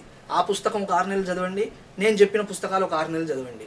తేడా ఎక్కడ బాగా కనిపిస్తే అది ఫాలో అయిపోండి. And I'm so sure that first book makes you more and more complex, and if you read the devotees charitra you will become so simple, so complexless that ఎంత సహజంగా తయారవుతామంటే అప్పుడు ఈశ్వరుడు ఎక్కడో లేడు, నా హృదయంలోనే ఉన్నాడని మనకే అర్థమయ్యే పరిస్థితి అవుతుంది. సో అలాంటివి చదవాలి. సో ప్రాచీనమైన ఉదాహరణలు తీసుకున్నా, అర్వాచీనమైన ఉదాహరణలు తీసుకున్నా, భగవంతుడి యొక్క ప్రశంసా కీర్తనములు చేసిన వారంతా సంసారంలో ఉండగా కూడా ఆనందంగా ఉన్నారనేది మనకు క్లీన్గా అర్థమవుతుంది కదండి. సో అది మనం స్మరించాలి. ఇక్కడ ఇంకొక ప్రయోజనం కూడా నేను చెప్పి తదనంతర విషయాన్ని చూస్తాను. మోర్ యూ డూ హరి స్మరణ, హరి ప్రశంస, స్మరణ అనే తర్వాత ప్రశంస చేస్తే, కీర్తనం గనక చేస్తూ ఉంటే మన నాలుకకు కూడా ఒక దివ్యత్వం వస్తుంది. దాన్ని ప్రాసాదిక వాణి అంటారు. మామూలుగా మాట్లాడేది పౌరుషవాణి, అంటే మనకున్న ఎబిలిటీ బట్టి ఏదో మాట్లాడుతుంటాం, వ్యవహారం సాగుతుంది. కానీ ఈ నాలుక మీద గనక భగవంతుడి యొక్క నామం నిరంతరం నాట్యం చేస్తూ ఉంటే అది ఏ రూపంగా అయినా కావచ్చు, ఆ 5 ఏదైనా కావచ్చు. నామ సంకీర్తన, నామ జపం ఏదో ఒక రకంగా చేస్తే దీనికి ఎంత పవిత్రత వస్తుందంటే అప్పుడు మీరు మాట్లాడే మాట కూడా ఈశ్వరుడి ప్రసాదంతో సమానం అవుతుంది. ప్రాసాదికము అంటారు. అంటే ఆ వాక్కుకి ఎంత శక్తి వస్తుందంటే ఆ వాక్కుతో మీరు ఏ శుభ సంకల్పాలు చేసినా అవి వెంటనే నెరవేరుతుంటాయి. అదే వాక్ సిద్ధి అనవచ్చునేమో. అలాగని ఏదో చెడు కోరుకుంటే అవుతుంది, అలా కాదు. మీరు మీకు శ్రేయస్సు కలిగించేవి ఏమున్నా మీరు అలా అన్న మరుక్షణం అవి మీ జీవితంలో మేనిఫెస్ట్ అవుతూ ఉంటాయి. కారణం ఏమిటి? దానికి అంత పవిత్రత వచ్చేసింది. అండ్ ఆ వాక్కు ఎంత బాగుంటుందంటే ఎదుటివాడి శ్రేయస్సును కాంక్షించి మీరు ఒక మాట చెప్తే అది వాడిని నిజంగానే ఉద్ధరిస్తుంది. వివేకానంద స్వామి 100 సంవత్సరాల క్రితం సుమారుగా షికాగో వచ్చారు. వచ్చాక దెర్ ఇస్ అ ఎపిసోడ్ నేను చదివాను. చదివిన వ్యవహారంలో ఏం చెప్పారంటే వారు నిలబడి brothers and sisters of America అనగానే సభ మొత్తం నిలబడి చప్పట్లు కొట్టి ఆనందపడిపోయారు. ఏముంది దాంట్లో ఆనందపడడానికి? ఏముందండి? బ్రదర్స్ అండ్ సిస్టర్స్ అంటే దాంట్లో ఆనందపడే విషయం ఏముంది? మీరు నేను ఎంతమందిని అనట్లేదు బ్రదర్స్ అండ్ సిస్టర్స్ అని. వాడికి ఏమనిపించట్లేదు, మనకు ఏమనిపించట్లేదు. మరి ఆయన అన్న మాటకి ఎందుకు అంత పులక శరీరులు అయిపోయారు అందరూ? ప్రాసాదిక వాణి అంటే అది అర్థమవుతుందండి. అది ప్రసాదించబడిన వాణి, అది పవిత్రమైన వాణి. ఒక్క మాటలా అంటూనే ప్రతి వాడిలో ఇతను నావాడు, నాకు చెందినవాడు. బ్రదర్స్ అంటే బ్రదర్స్ అని ఫీల్ అయ్యారు, సిస్టర్స్ అంటే అంత సన్నిహితం వచ్చేసింది ప్రతి వాళ్ళు. ఆ తర్వాత ఆయన ఎంత ప్రేమించారో మనం చూసాం. ఆ మహనీయుడి గురించి మీరు చదివితే ఇక్కడ ఈ దేశం వాళ్ళు వేదాంతం అంటే ఏబీసీ తెలియని వాళ్ళు, ఈశ్వరుడు అంటే అసలు అర్థం తెలియని వాళ్ళు సైతం ఆయనను ఆశ్రయించి ఎన్ని రకాలుగా అధ్యయనం చేసి ఎంత బాగుపడ్డారో మనకు తెలుసు. ఈ వేదాంత సొసైటీ ఆఫ్ అమెరికా ఉంది, అది వారు స్థాపించిందే. సో వివేకానందుల వారు ఇక్కడ వచ్చినప్పుడు పెట్టిందే. ఎందుకు అయింది అది? అలాగే మనం ఎన్నో మాటలు మన బంధువులకు మిత్రులకు చెప్తాం, అవి పనిచేయవు. కానీ ఒక మహాత్ముడు ఒక మాట అంటాడు, అది పనిచేస్తుంది. అలా ఒకరు నాతో చెప్పారు, నాకు సిగరెట్ తాగే అలవాటు చాలా ఉందండి, ఎవరు చెప్పినా వినలేదు, కానీ ఒక ఫలాని గురువుగారి దగ్గరికి వెళ్ళాను, ఆయన ఊరికే ఇవాళ నుంచి నువ్వు తాగట్లేదు అన్నారు, అంతే. ఇంకా ఆ రోజు నుంచి అయిపోయింది. నాకే ఆశ్చర్యం ఉంది, ఎందుకు అయ్యింది? ఎందుకంటే నా భార్య చెప్పింది, నా పిల్లలు చెప్పారు, మా బంధువులందరూ చెప్పారు. In fact I my self thought over it again and again that దానివల్ల లెఫ్ట్ సైడ్ చిల్లు పడుతుందని అర్థం అవుతుంది. లెఫ్ట్ సైడ్ చిల్లు అంటే తెలుసా? లెఫ్ట్ సైడ్ పాకెట్ ఉంటుంది కదా, డబ్బులకు చిల్లు పడుతుంది, గుండెకు చిల్లు పడుతుంది. ఈ రెండూ తెలుసు. రోజు అనుకుంటున్నాను నా వల్ల కాలేదు. కానీ ఆ మహాత్ముడు ఊరికే అన్నాడు, ఇవాళ నుంచి నువ్వు సిగరెట్ తాగట్లేదు. That's all. ఆగిపోయింది. ఎలా? ప్రాసాదిక వాణి. చూస్తున్నారా? అంటే ఈశ్వరుడు అలా నాలుక మీద కూర్చొని ఉంటాడు. సో ప్రాసాదికం అవుతుంది. అలా మన జీవితంలో కూడా సహజంగా అది అవుతుంది. అలాగని అది అవ్వాలని చేయకండి మీరు. అలా అవుతుంది అన్నారంటే అది చేసేసి మనం కూడా మనకు పెద్ద ఇల్లు రావాలి అట్లా ఏమన్నా అవుతుంది అనుకోదు. అవుతుందని చేస్తే బిజినెస్ అయిపోయింది కదా. నేను ఊరికే సహజ గుణంగా దాన్ని చెప్తున్నాను. అంటే యువర్ వాణి బికమ్ సో పవిత్రం. అండ్ ఈ మాట వల్లే కదండి చాలా గొడవలు వచ్చేది కూడా. జిహ్వాగ్రే వసతే లక్ష్మి, జిహ్వాగ్రే మిత్ర బాంధవాహ. అంటే ఈ నాలుక మీదే లక్ష్మి ఉంటుంది. నాలుక మీద లక్ష్మి ఉండడం ఏమిటి? సేల్స్ రిప్రజెంటేటివ్స్ చూడండి, వాడి డబ్బు ఎక్కడి నుంచి వస్తుంది? నాలుకను వాడి వాడి వాడి మనకు కూడా తెలిసి ఈ వస్తువు కొంటే వృధా అని, కానీ మనతో కొనిపిస్తాడు వాడు. That is called Lakshmi. జిహ్వాగ్రే వసతే లక్ష్మి, జిహ్వాగ్రే మిత్ర బాంధవాహ. ఈ నాలుక చివరిలోనే మన మిత్రులు బంధువులు ఉంటారు. దీన్ని అటు ఇటు వాడితే మిత్రుడు శత్రువు అవుతాడు, శత్రువు మిత్రుడు కూడా అవుతాడు. అవునా కాదా? అండ్ జిహ్వాగ్రే మరణం ధ్రువం అన్నారు. పిచ్చి మాటలు ఎక్కువ మాట్లాడేవి అనుకోండి, అరబ్ దేశాల్లోకి వెళ్ళేదన్నా అన్నాం అనుకోండి. The best example is our Salman Rushdie కదండి. ఇప్పుడు ఏమైంది పరిస్థితి? పాపం ఆయన చెప్పాలనుకుంది మంచో చెడో తర్వాత విషయం, కానీ ఇన్అప్రాప్రియేట్ ఏదో అయిపోయింది. That very word became curse for him now. అదే మన నాలుక ప్రాసాదికం అయిపోతే ప్రపంచంలో నావిగేట్ చేయడం చాలా ఈజీ. మనం భక్తి భక్తి అని మోక్షమే అనుకోవద్దు. మన నిత్య జీవితంలో బోల్డ్ విధాలు ఉపయోగపడుతుంది. ఇన్ఫ్యాక్ట్ నిత్య జీవితంలో మనకు ఆ ఉపయోగాలన్నింటినీ స్మరిస్తే ఇలాంటి ఉపన్యాసాలు ఇంకా 100 పెట్టాలి. అన్ని ఉపయోగాలు అవుతాయి దీనివల్ల. అర్థమవుతుందండి? కాబట్టి ఏదో మోక్షమే అని మీరు అనుకోవద్దు, పరలోక సుఖమే అని అట్లాంటివే తీసుకోక్కర్లేదు. Your very life on earth becomes so beautiful, so graceful that మీకు మీ చుట్టూన్న వారికి కూడా అందరికీ లాభదాయకంగా ఉంటుంది. సో నామజపానికి అంత ప్రాధాన్యత ఉంది. మహాత్ములు చెప్పారు, ఇంటి లోపల ఇంటి బయట కూడా ప్రకాశం కావాలంటే ఏం చెయ్యాలి అంటే గడప మీద దీపం పెట్టాలి అన్నారు. అప్పుడు ఇంటి బయటికి లైట్ వస్తుంది, ఇంటి లోపటికి కొంతవరకు వస్తుంది.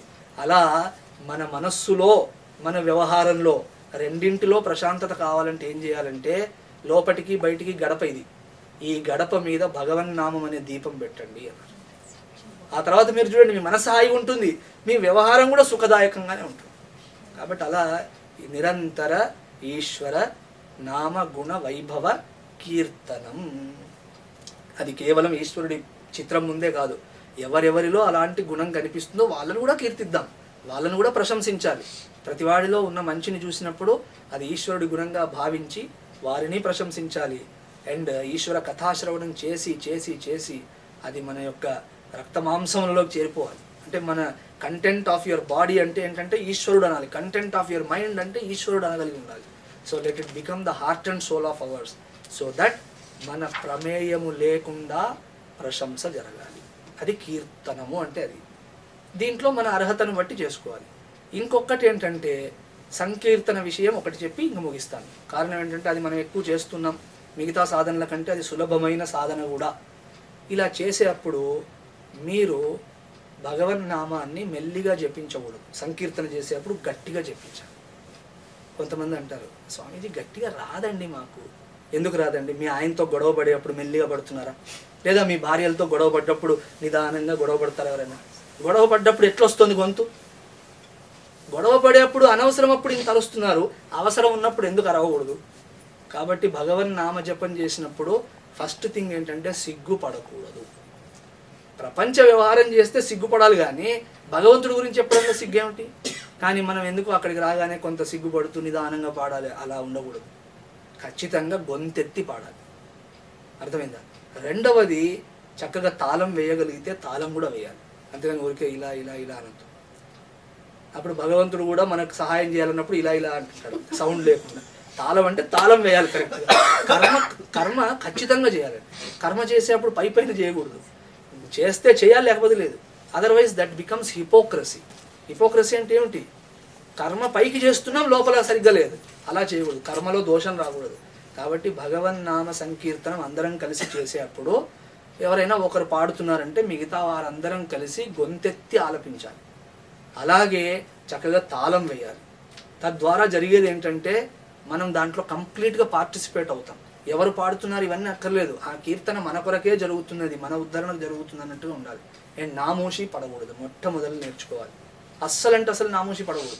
నేనేమిటి ఇలా చేయడం ఏమిటి, నేను ఇంత పెద్ద ఆఫీసర్ని, నేను ఇంత పెద్ద గొప్పవాడిని, అందరిలో ఇలా అంటే వాళ్ళు ఏమనుకుంటారు, వీళ్ళు ఏమనుకుంటారు. ఎవడేమనుకున్నా చివరికి మనల్ని రక్షించేవాడు ఈశ్వరుడే కదా. వాడి పట్ల అంకిత భావం గాంధీ, మిగతా వాళ్ళు ఏమనుకుంటారంటే ఎలా? అండ్ గమ్మత్తుగా మన గురించి ఎవడు మంచి అనుకుంటాడు చెప్పండి? ఒక్కడిని చెప్పండి మీ గురించి మంచి అనుకునేవాడిని, పోనీ నా గురించి మంచి అనుకునేవాడిని. వారికి నచ్చినంత కాలం, లేదా వాడికి మనతో ఏదైనా అవసరం ఉన్నంత కాలం మన గురించి ఏదైనా చెప్పమంటే ప్రహ్లాదుడి తర్వాత తమరేనండి అంటారు. మనతో అవసరం తీరిపోయాక కానీ, లేదా వాడికి మనలో ఏదైనా అంశము నచ్చకపోయినా, నేను ప్రహ్లాదుడు అనుకున్నానండి కానీ వాడి బాబులాగా ఉన్నాడు వీడు అంటే అర్థమైందా? ప్రహ్లాదుడి బాబు వీడు అంటే ప్రహ్లాదు కంటే గొప్పవాడు అనుకున్నారు మీరు, అంటే హిరణ్యకశిపుడు వీడు అన్నట్టుగా ఉంటుంది. కాబట్టి ఈ వీళ్ళని పట్టించుకుంటే ఏమొస్తుంది చెప్పండి? ఏదో అంటూనే ఉంటారు జనం. మనం ఎలా ఉన్నా ఏదో ఒక మాట అంటారు. ప్రపంచంలో వాళ్ళు అనుకునే మాటల్ని మనం పట్టించుకోవద్దు. కాబట్టి నామోషి ఫీల్ అవ్వద్దు ఎప్పుడు కూడా. మనం ఎంత స్థితిలో ఉన్నా అది ఈశ్వరుడి కరుణ వల్లే ఉన్నాం, ఇది కూడా రియలైజ్ అవ్వాలి. లేదండి నేను చాలా కష్టపడి పైకి వచ్చాను, హానెస్ట్గా మీరు ఊహించండి, ఎప్పుడైనా ప్రశాంతంగా కూర్చొని మీకంటే కష్టపడ్డ వాళ్ళు ఆ పొజిషన్కి రాలేకపోయారు. Don't think you are the only person by I did some degree, చాలా కష్టపడి రాత్రులు మేలుకొని చదివాను అని మీరు అనవచ్చు, మీకు అలా అనిపించవచ్చు. కానీ ఇన్ఫ్యాక్ట్ మనకంటే కష్టపడిన వారికి ఆ స్థానం దొరకలేదు. అంటే మనకి ఎక్కడో ఈశ్వరుడి కృప తోడై అక్కడికి వచ్చాం, అంతే కదండి. మనకంటే తీవ్రంగా కష్టపడ్డ వాళ్ళు పాపం ఫెయిల్యూర్స్ అయిన వాళ్ళు ఎందరో ఉన్నారు. కాబట్టి మనం ఇవాళ అనుభవిస్తుందంతా కేవలం కరుణ. See everything as grace, don't ever see something as your achievement. Achievement అనుకుని ఆనందపడ్డంలో తప్పులేదు. ఐ హ్యావ్ అచీవ్డ్ సంథింగ్ అని అనండి, due to the grace of the Lord అని వెంటనే యాడ్ చేయండి దాన్ని. లేకపోతే the achievement goes to the head, then I tell you disaster will happen. In fact మనం ఏదో చెప్పాలి కాబట్టి నేను ఆ మాట అంటున్నాను, కానీ నా ప్రకారం అచీవ్మెంటే లేదు మన సైడ్ నుంచి. మన గురించి మనం ఏమీ చేయట్లేదు. Everything is given, you can see that. ఇప్పుడు somebody says that I became so and so, I'm so well off అంటే there is a possibility for it. కొంతమంది నన్ను అడుగుతారు, సైంటిస్టులు ఉంటారు, ఈ సైన్స్ వాళ్ళకి ఎలా అండి ప్రూవ్ చేయడం, భగవంతుడు అని ఎలా ప్రూవ్ చేయడం? ఎందుకంటే వాళ్ళు అన్నీ కనిపెట్టేస్తున్నారు. So what is there now God cannot be proved అంటే నేను అన్నాను, సైంటిస్టులు ఏవి కనిపెట్టినా, ఎన్ని ఎక్స్పెరిమెంట్లు చేసినా, suppose they can create water by combining hydrogen and oxygen అనేసారు. So what is God now we can do it అంటే you can create water in that way, but who created the possibility of it? డెఫినెట్గా ఏ scientist పాసిబిలిటీని create చేయరు. మనం ఒక పని చేయగలుగుతున్నామంటే ఆ possibility మనం సృష్టించలేదు, మన తండ్రి తాతలు ఎవరు సృష్టించలేదు. Is it not right sir? And always ఎప్పుడైనా మన గురించి మనం స్మరించుకున్నప్పుడు you are given a setup already. మనం పుట్టకముందే ప్రపంచం ఉంది, మనం పుట్టకముందే నదీ నదాలు ఉన్నాయి, మనకు పుట్టకముందే భోజనం ఉంది. ఇన్ఫ్యాక్ట్ మనం పుడుతూనే మనకు తగిన ఆహారం నిర్ణయింపబడి ప్రసాదింపబడింది. మనం వచ్చి అడిగామండి, ఇప్పుడు నేనున్న పరిస్థితికి I need such a diet అని అడిగామా? నో. తల్లి దేహంలో పాలు అనేటువంటివి ఇట్ ఈస్ బయోలాజికల్ మిరకిల్. అర్థమైందండి? దాన్ని ఒక మహిమగా చూడొచ్చు. మరి అంతకు ముందు రాదు, తర్వాత లేదు. ఆ బిడ్డ పుట్టే సమయానికి తల్లి దేహంలో జరిగే చేంజెస్ ఎవరు సృష్టించారండి? ఇదంతా ఎలా జరుగుతుంది? By nature it is happening. Okay, who created that? There should be some understanding. ఎందుకంటే నేచర్ ఈజ్ జడం. జడమైనది చేతనావంతమైన విధంగా ఉండదు. ఎక్కడైనా ఆర్డర్ ఉంది అంటే అక్కడ ఇంటెలిజెన్స్ ఉంది అని అర్థం. And intelligence is not in inert కదా. Intelligence cannot be in the inert, it has to be in the conscious entity. ఆ తర్వాత వాడి ద్వారా సెకండరీ క్రియేషన్ జరగవచ్చు. ఇవన్నీ తర్వాత చర్చ వేదాంతంలో బోల్డ్ ఉంది. Such a biological miracle happens in mother's body. వీడు రాకముందే వీడి భోజనం దేవుడు రెడీ చేశాడు. దేవుడు అంటే నిజంగా ఒక మనిషి కూర్చొని చేశాడని కాదు. That principle you should recognise that తత్వం. ఆ తర్వాత మనకు కావలసిన టెంపరేచర్, మనల్ని ఆదుకునేందుకు ఇంత జగత్తును నిర్మించి పెడతాడు ఆయన. So more and more you see it is given, given, given. The body is given, the intelligence is given, the mother father given, the sustenance given, everything is just given. దాంట్లో మనం ఏదో అచీవ్మెంట్ అని అనుకుంటే ఏమో ఎంత సమంజసమో మీరే ఆలోచించుకోండి. ఒకవేళ నేను అలా దట్ ఈజ్ మై లాంగ్వేజ్ అని మీరు అనుకుంటే I have to speak like that అంటే please add one more thing, only one more thing. ఏంటది? I have achieved something really great and I'm feeling happy because I have achieved it due to the grace of Lord అని అనండి. ఆ తర్వాత you will see what tremendous things are there. కాబట్టి మన జీవితంలో మనం ఏదైనా కూడా it is a sign of grace. అలాంటి కరుణను వర్షింపజేసే వాడి నామాన్ని జపించడానికి మనం సిగ్గుపడుతున్నామంటే ఇంకా దాంట్లో దాని గురించి ఏం మాట్లాడతాం? కిం వక్తవ్యం, what is to be said now. కాబట్టి whenever you go to sankirtana, never feel that you are somebody and all that. అన్నింటినీ పక్కన వదిలేసి, నిన్న చెప్పా కదా, శ్రవణానికి ఎలా వెళ్ళాలి? భక్తుడిగా వెళ్ళాలి. పార్టీకి ఎలా వెళ్ళాలి? పార్టీకి వెళ్ళేప్పుడు మళ్ళీ భక్తుడిగా వెళ్తే వర్కౌట్ అవుతుంది. పార్టీకి వెళ్ళేప్పుడు there is a special word, you should go like a party animal. ఈ అమెరికా వాళ్ళే వాడతారు ఇలాంటి పదాలు, మాకు అప్పుడప్పుడు అందుతూ ఉంటాయి ఇలాంటి. So what is he? Is a party animal. Animal అంటే అర్థం ఏంటంటే యానిమల్ ఇన్స్టింక్ట్ అని. యానిమల్ అంటే థింకింగ్ లెస్ ఫెలో అని. So more and more party, more and more animalistic you are. సో పార్టీకి వెళ్ళేప్పుడు అలా ఉండాలి, పరమాత్ముడి దగ్గరికి వచ్చేప్పుడు ఇలా రావాలి. ఇన్ఫ్యాక్ట్ సమయానికి తగిన పాట పాడాలి ఎక్కడికి వెళ్తే అలా. సో భగవంతుడి దగ్గరికి వచ్చినప్పుడు మాత్రం నేను ఇది ఇవన్నీ తీసి hey Lord I am your servant అనండి, ఐ యామ్ యువర్ డివోటీ అనండి. లేదు anyway you can relate to him. భగవంతుడితో మన అదృష్టం, మన హిందూ సంస్కృతిలో మీకు ఎలా నచ్చితే అలా సంబంధం పెట్టుకోవచ్చు. దేవా నువ్వు నా తండ్రివి అంటే తండ్రి, తల్లి అంటే తల్లి, లేదు నాకు అన్నా తమ్ముడు అనుకుంటే అన్నా తమ్ముడు, ఎలా అనుకుంటే అలా, లేదు యు ఆర్ మై ఫ్రెండ్ అంటే ఫ్రెండ్, ఎట్లా పడితే అలా అనుకోవచ్చు. కాబట్టి హే స్వామి నేను నీ పుత్రుణ్ణి, నీ దాసుణ్ణి, నీ సేవకుణ్ణి, నీ భక్తుణ్ణి అని ఆ పర్సనాలిటీని ఇన్వోక్ చేసి ఇక్కడ రావాలి.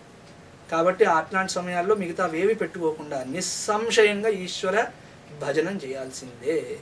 ఆ రకంగా చేస్తే శ్రవణ భక్తి తర్వాత కీర్తన భక్తి సంపూర్ణం అవుతాయి. ఇంకొకటి ఉంది స్మరణ భక్తి. దీన్ని మనం రేపు కలిసినప్పుడు కూలంకషంగా పరిశీలన చేద్దాం. నా మాటల్ని ఇంత శ్రద్ధగా విన్న మీ అందరికీ శిరస్సు వంచి నమస్కరిస్తూ ఈనాటి ప్రసంగాన్ని ఇక్కడ విరమిస్తున్నాను. హరి ఓం తత్సత్.